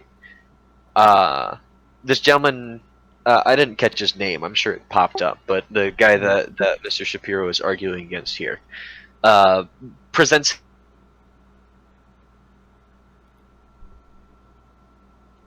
I lost audio for you. I'm here. There you go. I'm here. Did you die? No, my There we go. Discord was showing up and everything. That was really odd. Well, that's weird. Okay. Anyway. For the third time.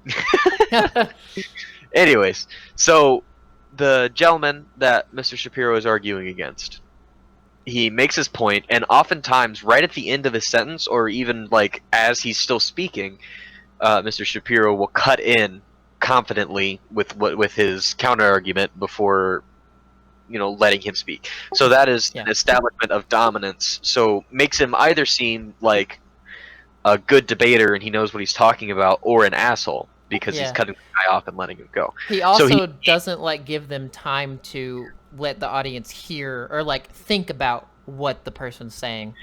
Right. Like, he doesn't give that time of dissonance, whereas whenever he's talking about it for so long, you're like, oh yeah, I get what you're saying now. And that's a big part of like his experience in debate, is why he seems to dominate these so much, is because he's talking with people who don't have that experience. Yeah. So, and then if you pay attention, I'm going to back up and show you exactly what I mean on this last statement here. And then when Mr. Shapiro finishes his statement, there's often a pretty big gap, and it resonates. You know, it doesn't feel like a good back and forth. It's not even footing at this point. With disregarding any points that are being made. That's why he seems to be on top so much. Encouragement for women to go into these particular fields. I was wondering if, like, you as like a problem. I don't see a ton of evidence that there. Yep, right there. Yep. I don't see a ton of evidence. Just That boom, interruption. right in your sentence. No Exactly. time to think other than what I'm saying now. Yeah, it's a valid strategy. It's It just is. a little. It's just a little dickish sometimes. You know? Yeah. There's a sign of women going into being a firefighter. What I actually see is that there's an affirmative. Oh, I'd like to take a moment to acknowledge. Can you see in the top left where this person has put "social justice fails" up on the? Is that what that is? That's what that says. That's just something that the person edited in on top of the rest of the wow. overlay. These people's editing is so obnoxious Odd, and ridiculous too. sometimes. Yeah. Like, we were watching a video earlier before we were recording where someone literally put a like a 30-second long clip of who is Shia it? What was LaBeouf. it? Shia LaBeouf Clapping. just clapping in response to. And then there were to- like 20 minutes of silence right after too. Oh yeah, it Like, was the just weird black awkward screen. clip where he like claps and then just sits down really slowly and quietly. It was so weird and awkward. And then the other clip they had right after so- it just cut off the debate of the person he was with. Oh yeah, the way these people edit these videos are It's just biased out the roof. It's so biased just by weird. people like Social Justice Cringe, which is the person who uploaded this video. They'll post things like this that are very clearly edited in a way that are and this isn't an egregious example yet. I haven't seen any stupid like Yeah, I haven't text seen any yet. screen saying Mr. Ben Shapiro is the best guy ever and he's the only one that's right. You know, it's pretty simple. He just put social justice fails at the top left. But you know, it's so just obnoxious. You know. Moving on. An affirmative action program in many of these cases for women going into things like firefighting, because there's now an affirmative attempt to get women I was into referring these to fields. STEM fields like science, technology. So, okay, so the STEM, okay, so James Damore has an interesting memo that got him fired from Google on this. But it is certainly true that when you look at, for example, what... Do you know who James Damore is? No, I don't. I'm pretty sure he's going to explain it, but he wrote an article about Google's hiring practices that got him fired. Oh, okay. Yeah. Women major in college. The number of women who major in STEM studies, which has nothing to do with getting a job and paying, women major in humanities much more than men do. Men are just interested in this stuff more. That's not a terrible thing. I don't see why that... Confirmed, by the way. Simply, I go to a school that's directed specifically at engineering majors. And I believe we are upwards of 60-70% male, if I remember correctly. I'd have to look at the statistic, what exactly, but it's a significant difference in you know, humanities and STEM stuff. So I do agree with him on that. This isn't a particularly offensive example of arguments on the side of Mr. Shapiro here. Yeah. But I mean, like, there's societal influence that occurs even before the college level, right? I mean... I don't know that there are a lot of people saying to a 7th grade girl who's good at math, you need to stop that and go read some poetry. There it is. I was waiting for it. Obligatory audience applause. So, often, we will get these scenarios. Now, this is... I don't know exactly what the context is for these videos that keep getting posted, where these presumably college-age students or something like that, young adults, will come in and present points to him where he will just smack them down because he is in effectively an echo chamber environment. Where this is not... I have no idea what the context is for this is the issue. So but judging by that round of applause, this is not a scenario where this gentleman that's speaking is, you know, on an even keel off the start. You know, he's in an environment that is against his own point of view, which is never where you want to be in a debate. So already you've got, you know, some issues there as far as like a good solid debate comes in. Now, that's not entirely either of their faults. It's just how this is part of the reason why Ben Shapiro is viewed as such a crowd-splitting personality, is because of, not necessarily because of what he says, it's partially because of that, but because of how he's presented. And that's the biggest point I wanted to make. Yeah, how he presents it and how his audience amplifies his presentation. And these videos in particular. Yeah, the videos too. Because I only ever see videos of him being right. Yeah, there's Shapiro gotta being be right. regular debates where Oh, he gets smashed on too, I would assume. And these that's the thing. That's why he doesn't make terrible arguments most of the time. He has a tendency to exaggerate and do some non sequitur, or maybe just a little deflection, not necessarily full non sequitur. But you know, it's it's just funny how definitive he's presented to be when you know, he just makes some good points in front of the right audience with the right tone of voice. Yeah. I mean, like, listen, I have 3 younger sisters, right? I have, my wife is a doctor, by the way. So talking about STEM, my wife's a doctor. My wife's a doctor. My wife. Yeah. What is that? You gotta, like, that had nothing to do with STEM. I find that adorable. Like, he didn't make that argument. I find that really funny. Yeah. My wife's. Are you familiar with that meme? Oh, no. I guess not. Ben Shapiro brings up the fact that his wife is a doctor so often that people have started making fun of it. Wow, okay. I think it's cute. I think it's adorable. But you know, whatever.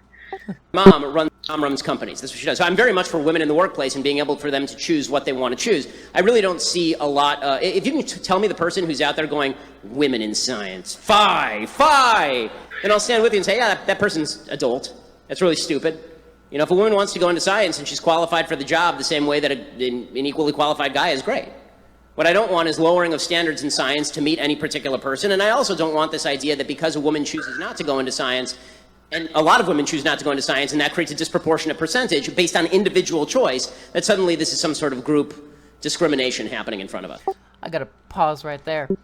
But this isn't necessarily about the debating tactic, but just in general, I know it's a fact that some companies will actually like fire white people to hire black people, or same with males to hire women, even if they're less qualified. Which I agree with him. That's stupid. That is a stupid thing to say. However, I don't know if it happens as often as people like you to believe. It's so weird. It's so weird because my parents will occasionally make the remark that I will have a hard time in life because I am a straight white male that is not overweight in any massive way. I'm very standard in appearance and personality, I would say. Well, I don't know if I would say personality, whatever. And the thought that causes discrimination against you in any major way is, I think, ignorant. Yeah. It usually doesn't affect you. If you're making it all about yourself, like you're making that your personality, then you come off as aggressive and people don't like you, or annoying or whatever, I guess. But if you're just if you're just going about your life, mostly people don't discriminate for you about that. Right. It is a little bit off topic, but I'm fine with that. You know, it's whatever on purpose. But what was the? How did we get here? Right. I don't know. Hiring practices. Right. Favor towards people that aren't men or straight or white or whatever. That I don't think that happens as often as people like to think. But I also think it happens more often than some people don't like to think. That's true. Yeah. It's all a matter of that balance, I suppose. Yeah. So arguing either way is kind of hard to say. But as far as I can tell, Mr. Shapiro hasn't claimed that happens. So I wouldn't say that he's said anything particularly faulty yet. You said that if you had to go find a cheap X-ray or a cheap armchair, you would go to find an armchair. If your life depended on, you have to find a chair today and buy it now. Yes. Versus you have to find an X-ray and buy it now. You would buy the armchair, yes. Yeah. So my question. What? I don't know. An X-ray, like seeing your bones? Yeah, like an X-ray. So getting an X-ray versus an armchair. What? Okay, moving on. They'll probably they explain needed context. Please. Is part of what allows you to find a cheap armchair is that there's such a difference in quality. Yes. You know, you can go and buy a chair that's $5, probably going to break soon. Yep. But so with healthcare, which I said in the piece actually. Yeah. So with healthcare, if it's something you don't really want to go like some guy who's offering a $5 X-ray and say, hey, you want an X-ray? Okay. Why? So that makes sense. If your life depended on it, I don't think that it would be a situation where you'd be willing to risk the. So let me ask you this: why should an X-ray cost $200, $1,000 through an insurance company? It's literally a machine. An X-ray technician takes a picture of it and then sends it to a radiologist who actually looks at it. Right, or a doctor looks at it. So let him fucking talk, please. Right. I don't know enough about the healthcare industry to answer that. But The reason I'm saying this is because what I'm saying is that one of the reasons these things are so much more expensive and so much less competitive is because you do not actually have a free market in healthcare. You have a heavily, heavily regulated market in healthcare. If you want cheap x-rays, you have to have a competition in the x-ray business. There is no competition in the x-ray business. You can't go and look up a list of x-ray companies that are going to give you an x-ray today and then call them for the lowest price. In fact, if you go into the doctor right now and you say, I want you to take a look at this x-ray, how much will it cost me? The doctor will tell you, I can't give you that answer. Right? The doctor will tell you, I'm going to have to talk to your insurance company, or maybe I'm going to have to run it through my system, and then I'll get back to you. Is there any other product in America where if you went into a restaurant and you said, how much is that cup of coffee? They said, drink the cup of coffee, we'll tell you later. Right? It's not a free market. The point that I was making with the armchair comparison is not, of course, that armchairs are morally equivalent to healthcare. Obviously, people need healthcare more. Okay? Perhaps a better comparison would have been bread, right? Because people need bread. Okay? But the reason that bread is cheap is because there's a free market in bread, not because... I don't know if people need bread. Yeah, still. Grain in particular is... But I do get what he's saying. Yeah, that's besides the point. It's just a little comment. On the other hand, since we're talking about his debating tactics, he's absolutely running over this guy. And I know the video was cut to begin with, but the guy starting off wasn't making too much sense about what he was talking about. Like, he hasn't made any full cohesive questions yet. He hasn't. Now, he might have before the video started, but I don't know. It's just, I don't think this has been cut to hell like that last one we watched. We may have to play a couple clips from that one just to show what we're talking about. Yeah. But that's the issue, is that we have videos called Ben Shapiro destroys every college snowflake, when it's just Ben Shapiro talking to people who don't know how to debate and debating against them when they don't know what they're doing. Because government is subsidizing bread. So the point that I was making is if you actually want to increase supply, the point I was making in that column, and overall about this, is that healthcare is not a right, healthcare is a commodity. And the difference between those two views is that if you think healthcare is a right, now you're going to use the government to cram down on doctors that they must serve you at a particular price, or cram down on taxpayers that they have to pay for a certain level of your care, or cram down on insurance companies that they can't be insurance companies anymore, they have to be health coverage institutes, essentially, which is when they say that you have to accept pre-existing conditions, it's not an insurance company anymore. If you had a fire insurance company and they said you have to accept pre-existing conditions, it would just be called the piggy bank. Right? You'd burn down your house and then go get fire insurance. So that's it. Okay. So this is a complicated issue. Yeah. But I will make points as best as I can. Or do you want to go first on that? No, you can go. Okay. So, on healthcare, the issue isn't that it should be more government regulated, because it is government regulated to hell. My mom's a pharmacist. The government regulations on pharmacy specifically are insane. Especially in the South. I live in Tennessee. So, down here, where, pharmacy in particular, where you have the opioid crisis and everything happening right now, the legislation on that is so ridiculous at this point. And that's part of the reason. All that bureaucracy, God, my voice does not want to work. All that bureaucracy is part of the cause as to why, your healthcare costs are so high. So maybe if government regulations were not lax per se, not lax in the actual definition of how it would be used in most scenarios, lax in the sense that maybe I don't know, I wish I could quote specifically what is excessive, but the excessive nature of bureaucracy in Medicare, or in medication and healthcare. Also, point number 2,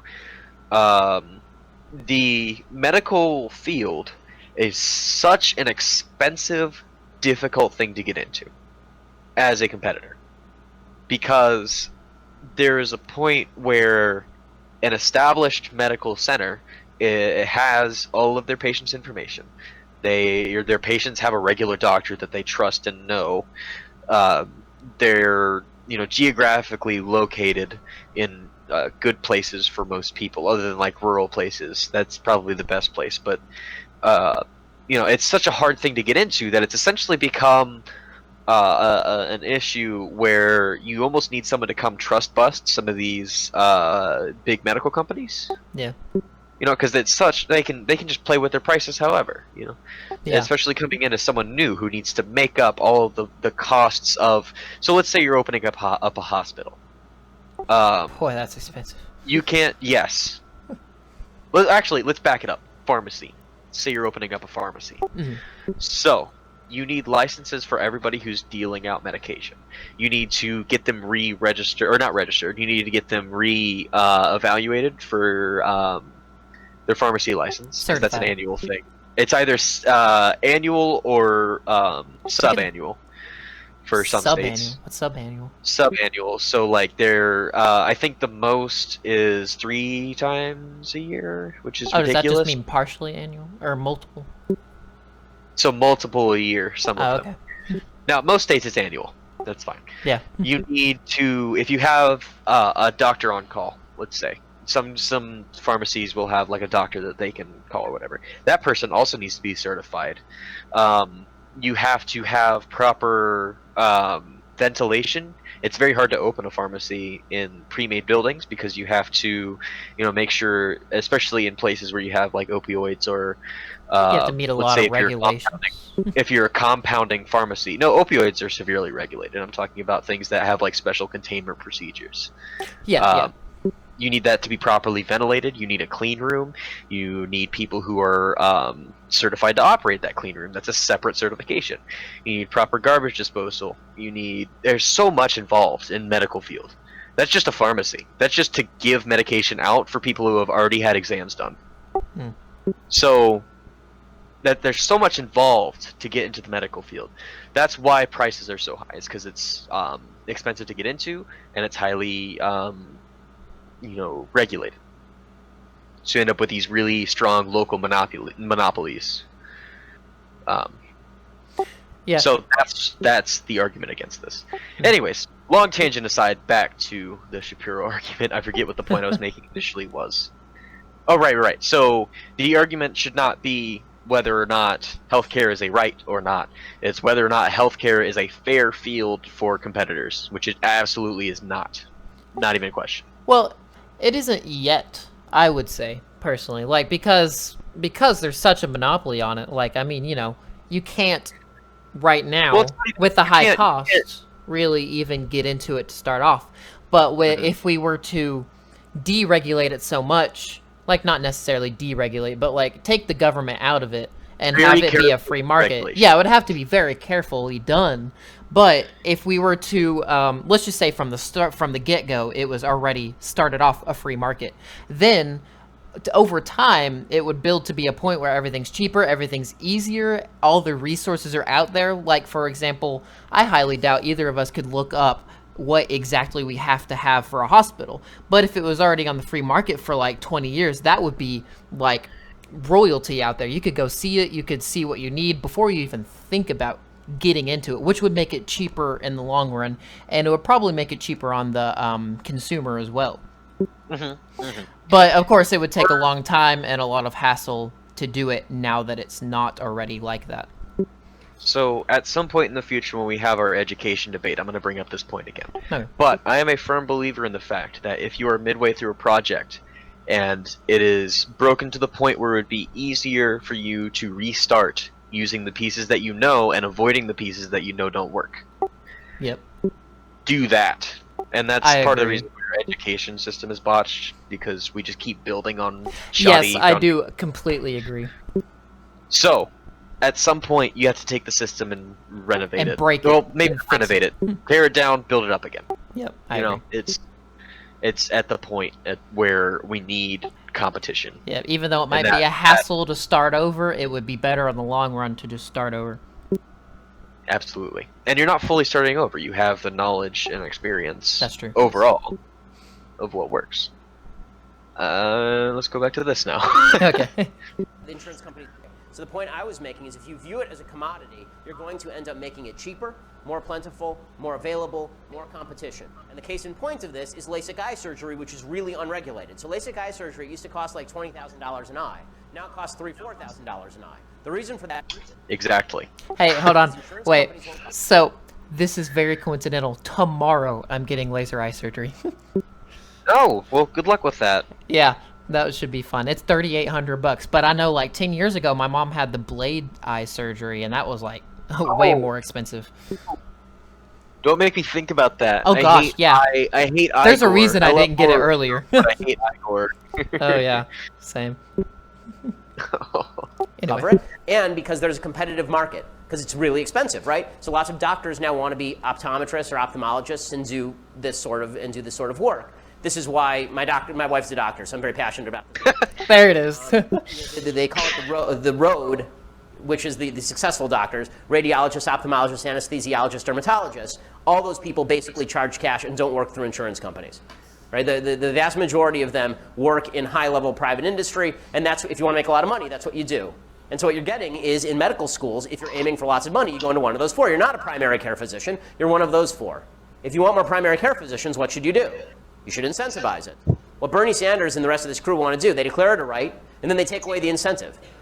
They declare it a right for you to have health care, and then they say to the doctor, you're going to work, and you're going to like it, and we're going to make you work. And this is why there's a black market in healthcare in Canada, there's a black market in Israel, there's a black market in the UK. Maybe not on the black market stuff, but citation needed? I'm not very familiar with Bernie Sanders and his ideology. Yeah, I think, well, he's socialist, so what he's saying is right, I think. I mean, like, what Ben Shapiro is saying about Ben Sanders is, or Bernie Sanders. Sorry. Anyway. Yep. Anyway, I think is mostly accurate. Again, yeah, complete fact check would be necessary, but I'm pretty sure he's correct. Okay, I just didn't know. It sounds like a cartoonish exaggeration of it does. What So the black market stuff he's saying sounds cartoonish too, but it's pretty true. I could believe that exists. Yeah, I mean, it exists in the U.S. too. I mean, yeah. I mean, the fact that it exists elsewhere does not deny the fact that it exists here. Oh yeah. So that's yeah. It's why people come to those places to get their surgeries. So here's the reality about socialized healthcare. Socialized healthcare is good for very, very basic things, right? It's like emergency care. The same way if you walk into an emergency room today and you need an x-ray, they'll give it to you regardless of whether you have insurance, which is true. This is why in California you have a major problem with illegal immigrants who don't actually have health care coverage walking in and to the ER and using it as their health care coverage. Basically, socialized medicine works the same way, except there is no upper echelon. They've made it equal at the expense of the upper echelon. Meaning that if you now want a surgery, you got to wait 6 months online for it because we didn't give any incentive for people to become surgeons. Right? There's no cost-benefit analysis there. If you want more of something, you have to incentivize that thing. And when you take away the market, there's no incentive anymore. That's the answer as to why, that's the very long answer as to why I say healthcare is more like a chair than it is like the air or water, because somebody has to provide. Yeah. Another thing that I've just noticed, and partially because we've been talking for so long on this single point. Yeah. But, and I don't. Did this specific guy that Ask the Ben question. is arguing against, did he say the opposite point that Ben is making? No, I was saying that a little bit earlier, but Ben has been talking for so long, and I haven't heard a word from this guy. I haven't heard an argument against what Ben is saying. But when he started off, the guy started off, he was literally just like, hey, you said this thing comparing x-rays to armchairs. Yeah, and he didn't have, he hasn't formed any cohesive, hey, you're wrong because of this. He was just saying, oh, you said this. I mean, maybe they'll get to it in a second, but I doubt it. Yeah, I don't, he's just being That's a just bulldozer. his- That's a lot of his arguing tactics are just, hey, I'm going to explain so much of this point that I know about that you're not going to get to talk. Yep. It seems like that's my impression. Yeah. Provide it to you. Hello, Mr. Shapiro. Yeah, no, didn't even there get it it. is.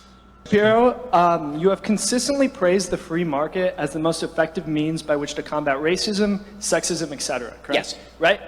You believe legislation prohibiting such behaviors is essentially unneeded in today's day and age because you have faith that people, such as yourself, are conscious enough to fight discrimination in business where it can be shown, and at the end of the day, a business should be given immense freedom to conduct itself in the pursuit of profit. My question is as follows. If insurance companies can charge young males as a group higher prices for car insurance than young females because the former has statistically been shown to be more reckless drivers, does this not leave open the possibility in a free market system for insurance companies to charge premiums based on certain ethnic or racial categories if these ethnic or racial categories statistically correlate with reckless driving? If you object to the notion of charging someone more based on a factor that that person has virtually no agency in choosing, such as race or sex, why do you not condemn the fact that young men have to pay more? If you do not object to the possibility that a person of a certain sex, ethnic, or racial group may have to pay more on that basis, then are you not failing to disavow discriminatory business practice? At least this guy got on a full question. Yeah, I was gonna say this guy came up with, or has, because he wrote He it was out. ready, yeah. If he stood up there and said that, there's no way he would have gotten that full statement out. Oh, definitely not. But because he wrote it out and was reading it from the thing, you know, it's obvious when his finish was. But I would like to argue against this before Ben does. Okay. So the difference is that insurance companies are built entirely on statistics. Yep. That is their entire business foundation, is that statistically, we're taking a gamble whether or not you're going to wreck your car, and you're going to pay us until you do. And then you're going to pay us just a little bit more because you've shown to be a statistical threat to our profit. So, when statistically, on a mass scale, men and women drive differently, then you charge differently because you're based on statistics. Yeah, and I agree that that should be allowed in that specific case. Now, on the other hand, I don't agree with insurance companies. That's a whole completely different thing. Care to explain? Well, like you just said, they pay you, like, you have to pay for insurance even if you're not in an accident. I think that's kind of dumb. I understand having to pay, like, double what they cover whenever you actually have to use them or something like that. But if I live my whole life and never get in a wreck, I just paid, like, half my savings away to insurance. I would like to add As a qualifier as a person, to not your as- statement. Yeah. I disagree with the fact that car insurance is legally required to be allowed to drive. That also Now, contributes you to my don't- stance. You aren't required to have homeowners insurance. You aren't required to have renters insurance or anything like that. Life insurance, it's all optional, except for car insurance. And then what happens is when you require car insurance legally, prices in car insurance will go up. Yeah. Because of supply and demand. That's true. That's just what happens. So, why, as a government, do you encourage that practice is another question. That's completely separate from the point that he's making, where he's drawing a this person here is drawing a non sequitur from companies that are built on statistically likely scenarios versus companies that are dependent on returning customers, repeating customers. Yes. So, let's see what Ben says. Okay, so that's a long paragraph, but I think what it really boils down to, the answer is that what you're now conflating ethnic racism with risk factors.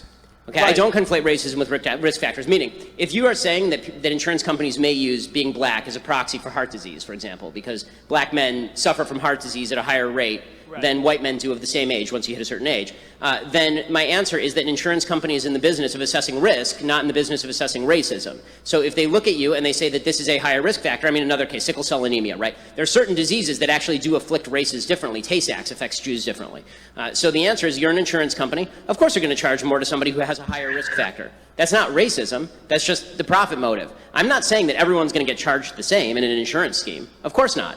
I assume that you and I won't be charged the same. I'm older than you, presumably. They'll measure our bodily health. I don't know how much pot you smoke. Like, they'll make a bunch of distinctions, you know, and they'll make a bunch of decisions as to what our risk factors are and how that measures out in terms of what I need to pay in order to cover my projections. But that has nothing to do with quote-unquote discrimination. That's just a basic market decision. That's actuarial, Just for actuarial decision. clarification, so there was a study in which, I forgot what organization of the United States federal government did it, but Native Americans in Arizona were found to have, to essentially be engaged in fatal car crashes at a higher rate than any other group. Okay. You think it's perfectly permissible for insurance companies to charge someone just charge someone an extra premium by virtue of the fact that they are Native American in Arizona? No, I think it's fair for an insurance company to charge someone based on the risk factor of driving. So what I would suggest is that in a free market system, and this is why I defend a free market system, let's say there was an insurance company who did what you're talking about, right? And the insurance company decided Native Americans get charged more.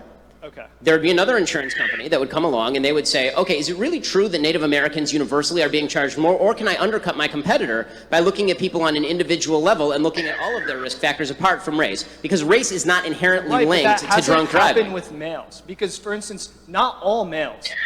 Okay, so this isn't a great example of like fallacious or particularly bulldozing arguments. So, yeah. I think actually this one is a good example of good argument. They're both presenting their own cases. Now, I don't necessarily agree with both sides, but as far as debating goes, they're doing a pretty good job in this case. Yes, exactly. This is an example of why Ben Shapiro is not Satan. But I guess we'll let this continue, because you probably should show good and bad, so there's that. We'll let this play through and probably just comment on the next one. So yeah, here's this.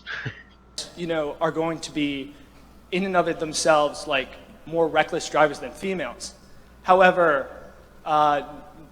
like as you said, neither is that the case. But this is why, I mean, let's be real about this. This is why car insurance companies have good driver discounts, for example. They have good student discounts, right? They actually do look at more than you just, like my insurance rates went up through the ceiling when I got caught going down the I-5 at 113 and had my license suspended for a month.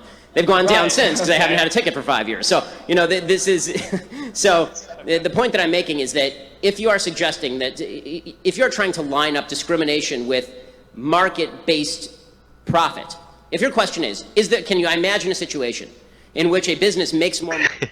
Okay, so nothing wrong with his argument. I just thought it was funny how he said the word imagine. He said, I imagine. I imagine, yeah. That was just funny to me. Discriminating, and would that be okay? Then the answer would be, it's a business. You can do what you want in a free society, and I have no right to use your services. However, it has yet to come to my attention that racial discrimination in a business is an actual profitable thing over time in a free market system where people can compete, because race is not inherently connected to behavioral categories, right? The basis of racism is that race is connected to behavior. Well, I'd just like to say, for instance, Thomas Sowell pointed out, like in his book, Black Rednecks, White Liberals, or whatever. Yes. That the Irish. It's actually the right. Yeah, you're right. Okay, go ahead. Sorry. Right. It's a good book. Yeah. I got that data point. You got it.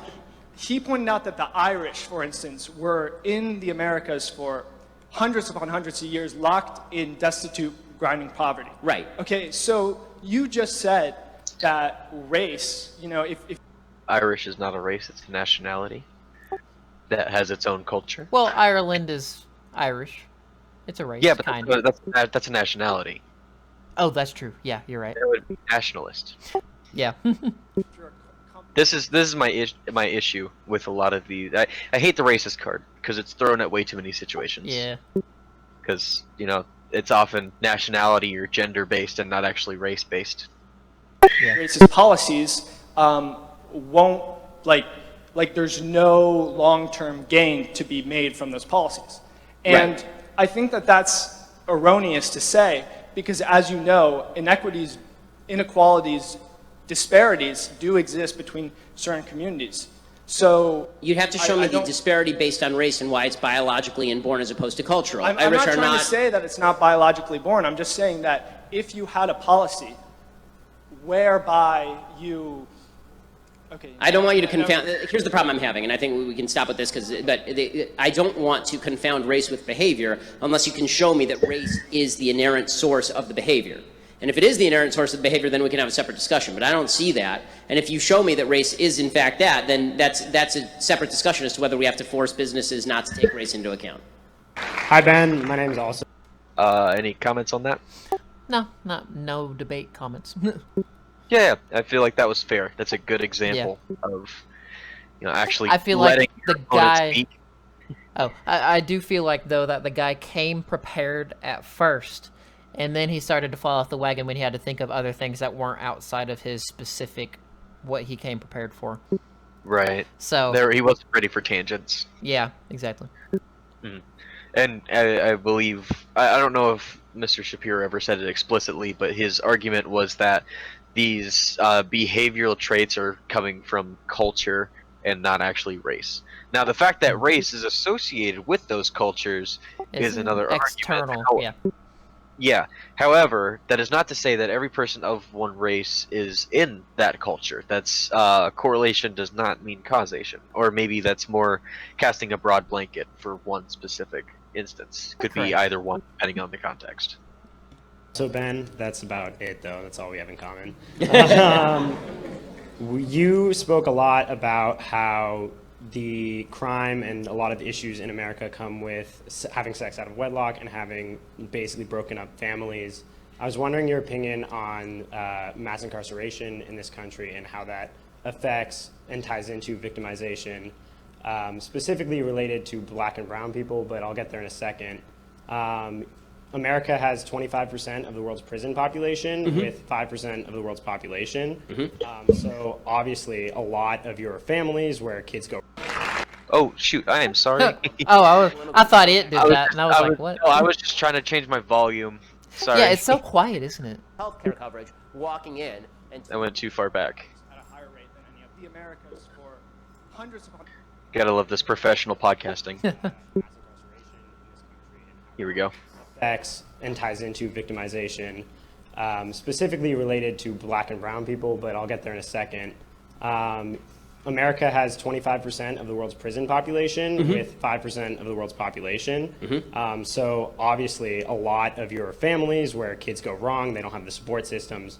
That's why their fathers or their mothers are in prison. And you can look at very concrete examples of ways where the law has not been applied equally to black versus white people. So one example of that is in 1986, the Anti-Drug Abuse Act, where they punished crack cocaine, which black people used more than white people, at a 100-to-1 rate, which was recently reduced to 18-to-1 under Barack Obama.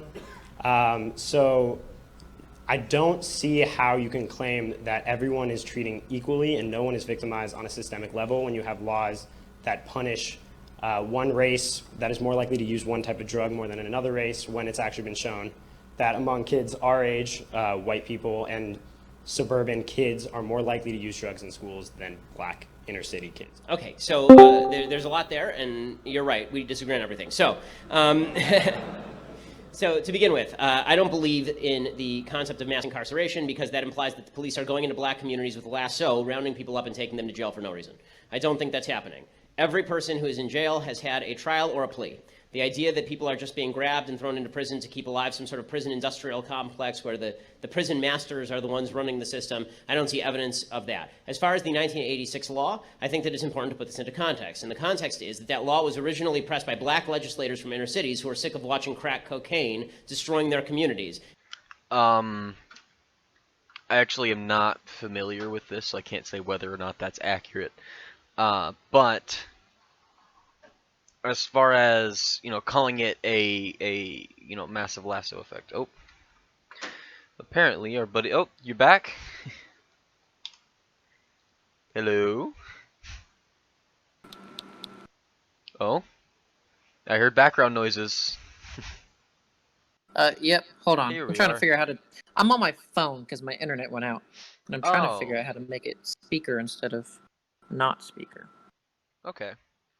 Well, that's an issue. Hold. Can you talk? Yeah, I can talk. There we go. Okay. Figured it out. Yay. That took too long. Okay. Are you able to see the watch together? Can I do that on my phone? Potentially. If you click on that link, see if it'll it should maintain the call. Oh. Did my internet just come in? Hold on. How come I can see the? Maybe. Maybe. I mean, give it a shot. I'm probably gonna edit this part Okay. out. Cool. So.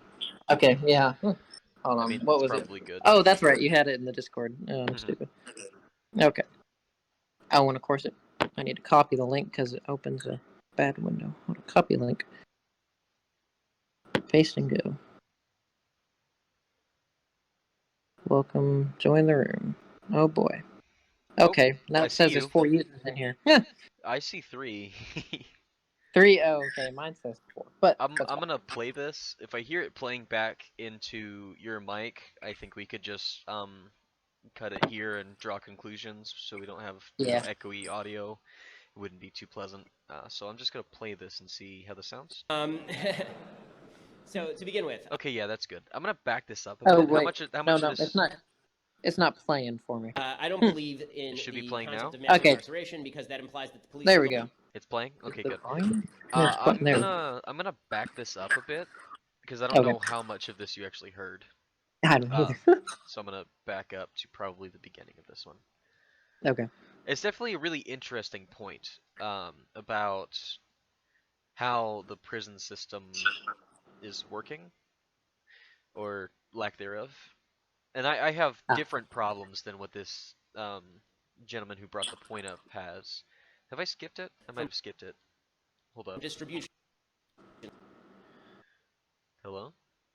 Yeah. From distribution. Now, I've said earlier, I'm not in favor of the drug war. Okay, yeah. No, I need to back up a bit. Sorry, this is just professional Crystal work meth. here. Oh, absolutely. That people are just being grabbed and thrown into prison to keep type of drug more than in another race when it's Here actually we are. shown that among Okay, so I'm gonna try to back it up to the beginning of this guy saying stuff. Okay. Beautiful. Because it's actually a really interesting a point. separate discussion, but I don't see that. And if you show me that race is in fact that, then that's a separate gonna let discussion this as to whether play we have to through force instead of businesses trying to not find to the take race exact into moment. account. Hi Ben, my name's also Ben. Okay. That's about it though. That's all we have in common. You spoke a lot about how the crime and a lot of issues in America come with having sex out of wedlock and having basically broken up families. I was wondering your opinion on mass incarceration in this country and how that affects and ties into victimization, specifically related to black and brown people, but I'll get there in a second. America has 25% of the world's prison population with 5% of the world's population. So obviously a lot of your families where kids go wrong, they don't have the support systems. That's why their fathers or their mothers are in prison. And you can look at very concrete examples of ways where the law has not been applied equally to black versus white people. So one example of that is in 1986, the Anti-Drug Abuse Act, where they punished crack cocaine, which black people used more than white people, at a 100-to-1 rate, which was recently reduced to 18-to-1 under Barack Obama. So I don't see how you can claim that everyone is treating equally and no one is victimized on a systemic level when you have laws that punish one race that is more likely to use one type of drug more than another race, when it's actually been shown that among kids our age, white people and suburban kids are more likely to use drugs in schools than black inner city kids. Okay. So, a couple things. Number one, the expression on the guy's face that's holding the microphone was hilarious. He just held that face the entire time with his arm like awkwardly extended. It was really funny. Completely irrelevant. But I want to get your thoughts on this. How do you feel about that argument? Well, I mean, it was a well-crafted argument. Sure. Yeah, let me think of your thoughts first. Okay. So this is a really weird one to argue against, and I have seen a little bit. I have seen Ben Shapiro's argument, and it's actually based on information that I did not have previously. So I'll let him say that part. But personally, I have more of an issue with how the prison system is handled after people are in it, more so than how people are put into it. I do think that crackdowns on drugs are a lot worse than they should be. Personally, I think the punishment does not fit the crime. But I don't think that law would have been made specifically to target black people. What is the motivation to do that from a higher ups position? You have to put more money into police resources to do that. You have to put more money towards like grants for prisons and that kind of thing. It's economically a bad decision to do things like that. because you take a country that's already diving into debt at that point and make it worse. So it just doesn't make any sense to me personally, from a monetary standpoint. Okay. Any thoughts on that? Yeah. Yeah, I agree. It doesn't make sense. I don't think that they did, and it doesn't make any sense for them to purposefully target specific races or genders or anything. Right.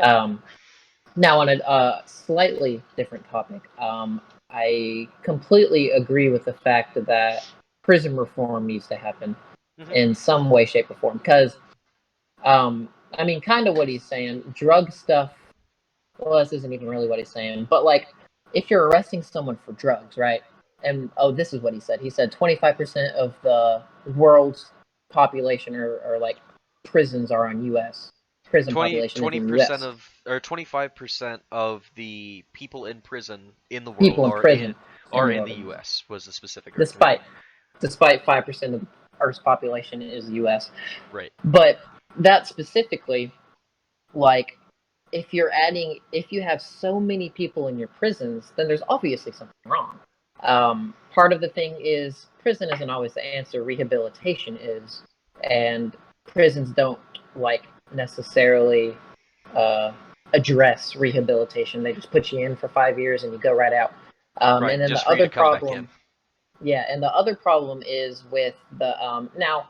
I don't think people should do drugs. I don't think it should be legal necessarily, but I also feel like when you have 20 million, not 20 million, I'm going to scale it down, 20 people out there that are killers, murderers, killing people, and then you have 800 people doing drugs.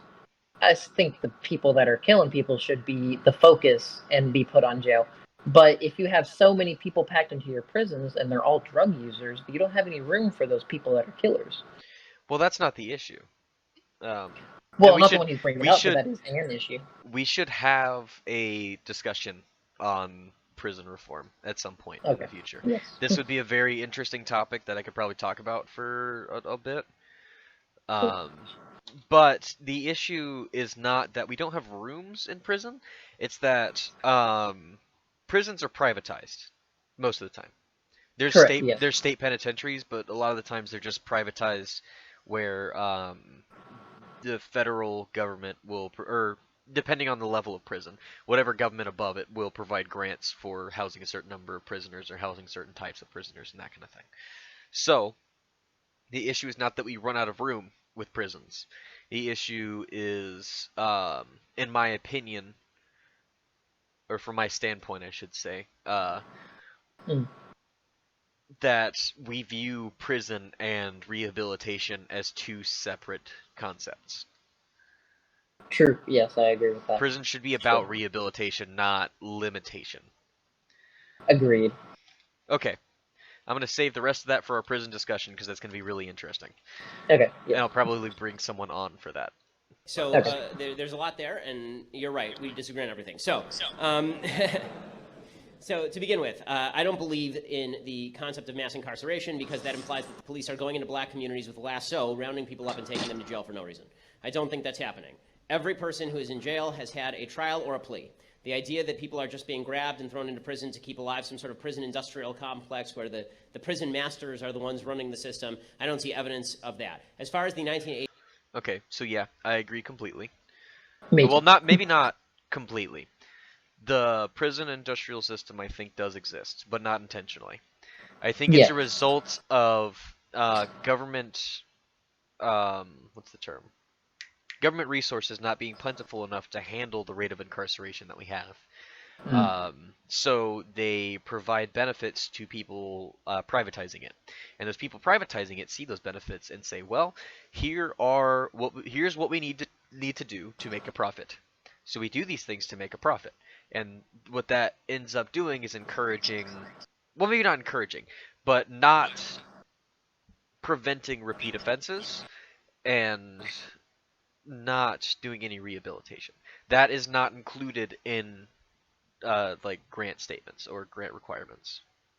So it's Yes, not an I intentional system where these big evil corporations are like, he, I'm gonna twist my see, mustache and you know, fill the prisons with yeah, black people. It's different. and this is actually a good like opposite to what we were just talking about with the last topic. What was the last topic?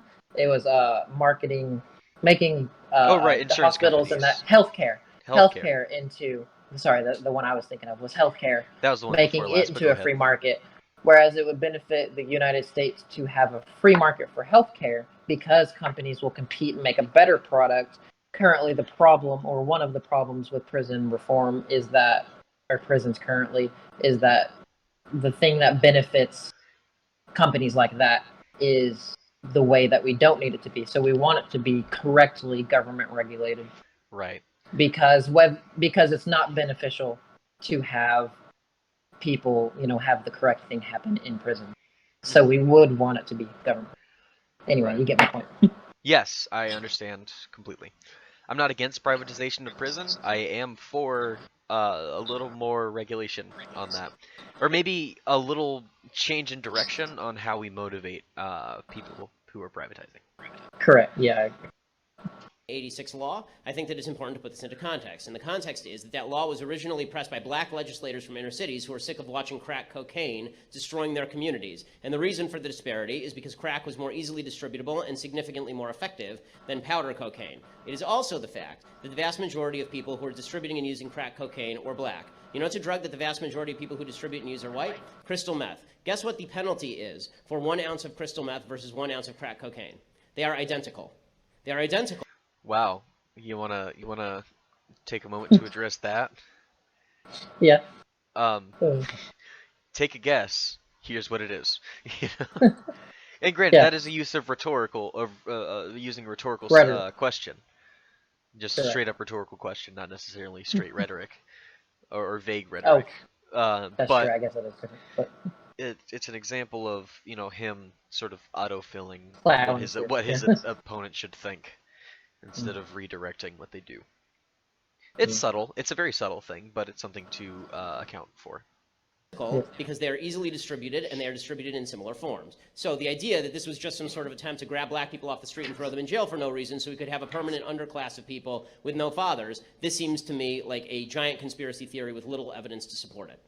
As far as the idea that these communities would be better if we just release people onto the streets, so I think it's important, again, to note the statistics here. The fact is the vast majority of people who are in jail for drug crimes are in for distribution, not merely for use. The idea that it's a black kid who's just smoking crack on the street who's getting picked up by the cops and thrown in jail, the justice system doesn't have time for that. Okay, the vast majority of even possessions that are pled down from distributions. Now, I've said earlier, I'm not in favor of the drug war.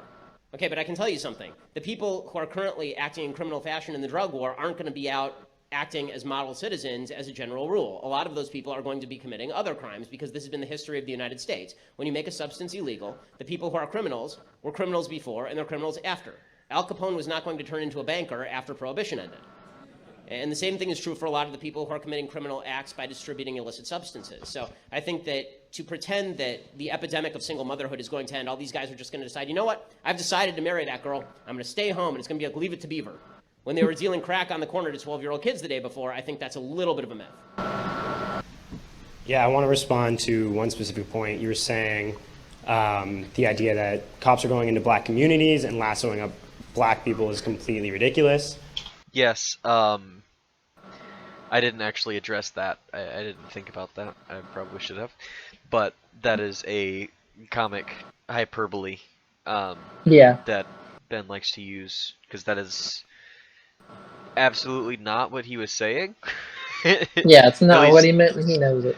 Right. It was exaggeration for the point of making a point, but when you do that, people like to assume that they like to either say that you're misrepresenting this person you're arguing against and don't like Ben as a result, or they say, oh, that person's an idiot for saying that, even though that's not what they said. Yeah. Yeah, so another case of Ben splitting crowds because of subtle language. How would you explain the amount of black people in jail currently? Higher numbers of black people committing crimes. Well, that's not the case. It is absolutely the case. Citation needed? Yeah, it's been from the commenter too, or the person asking the question, like, he just says That is that's the not thing. the case. Well, I mean, there are a couple points being made that black people make up a massive percentage of people in jail in the U.S. compared to the population. Is a factor. That is an absolutely true fact. yeah, I agree with that one. But and his the argument that is not a racial thing, more of a cultural thing, can be made as a general statement, but I'm sure there are some instances of racism in incarceration. I am not denying the fact that that exists. I am denying the fact that it is a general thing that happens. Well, yeah, that and then sorry, what I was trying to say was like Yes, go when ahead. Ben Shapiro was saying that he thinks that black people are in jail because they're the ones committing the crimes, and then the commenter simply says, not an opinion. He said, no, that is simply not true, and he does not cite any form of Well, statistic or sources or anything. yes, that is a good point. But if this goes how I think it's going to go, because we are kind of in the middle of it, That's true.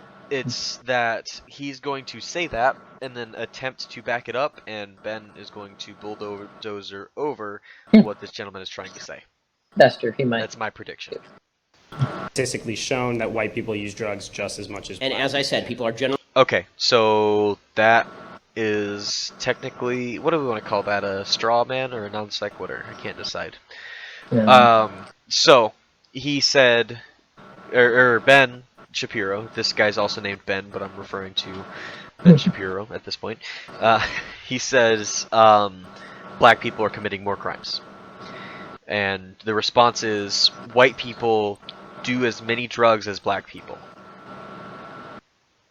It's kind of It's a straw man. logical. That's just not what he said. Yeah.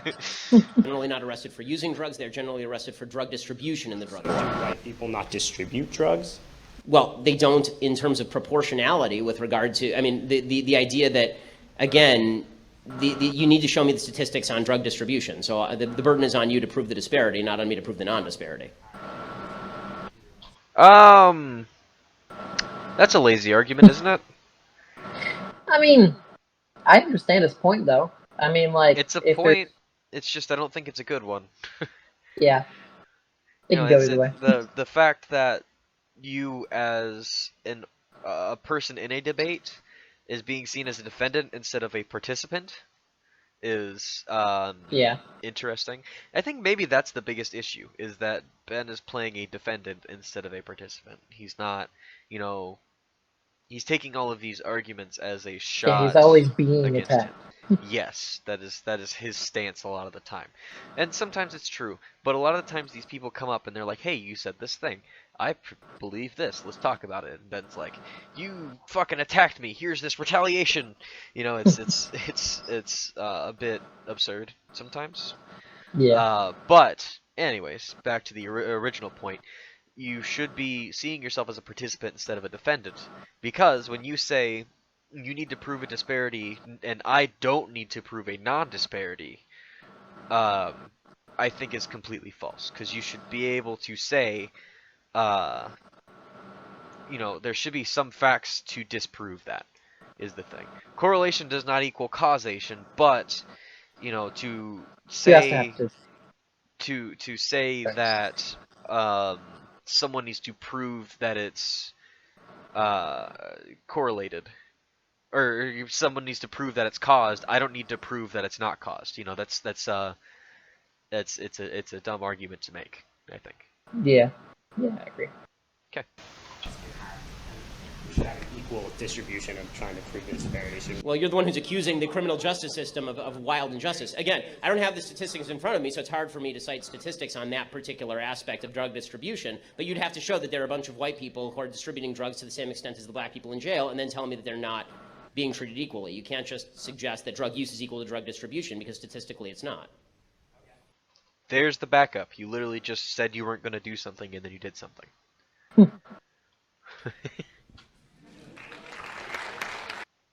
Yay! I'm not gonna subscribe, bud. Sorry. Okay. So I don't know exactly how long we have been recording, cause OBS for some reason does not have a recording timer anywhere. Oh, nope, there is. We've got about an hour and 14 minutes of content at the moment. Would you like to watch one or two more, or what do you think? I would, but this is painful on my phone. I can barely hear the audio thing, so I have to hold it up to my ear. And then Discord is incredibly loud. So it's not working out very well with my phone. I don't know why my internet went out, but it's a good thing I'm recording.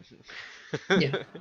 Okay, well, we could probably draw some conclusions here. So, I guess what did we learn today? Well, we learned that Ben Shapiro is an aggressive debater. Yes, aggressive and not often incorrect, but his arguments are pretty solid most of the time. He just has a tendency to bulldoze people and hyperbolize their statements, so it comes off as very incendiary. On the other hand, I don't feel that he does it on purpose necessarily. Absolutely because not. he is in a political pressured situation where he has to make structured arguments for himself or he can't get anywhere. So I don't feel it's necessarily his fault, but it is something that happens and is something that's wrong with the whatever company is hosting the event structure. Right. So you get situations like this where he's arguing like he argues in a professional political sense against people who are college students who aren't politicians for their job. You know, and that scenario where he's talking to someone he disagrees with on a specific topic in front of a crowd that agrees with him, uploaded and edited by someone who agrees vehemently with him, which ends up with titles like Ben Shapiro destroys every single college snowflake. You know, it's a lot of the culture around him that makes him seem so unreasonable and so meme-ish. You know, it's not the fact that he is unreasonable, which in some instances he is, but it's because of his portrayal. It just makes him so unlikable or lovable, depending on who you are. And it seems if you actually take the time to listen to his arguments, you can make a stance on whether or not you like him. But at first glance, he's just playing to win. He's not playing to debate. Okay, well, I suppose that's the first episode. Yeah, so thank you for joining us. I guess we will probably see you, what are we thinking, weekly for this? Is that reasonable? Sorry, you cut out. Oh, I said that sounds about good. Okay, so I guess we'll see you next week. Thank you for joining us.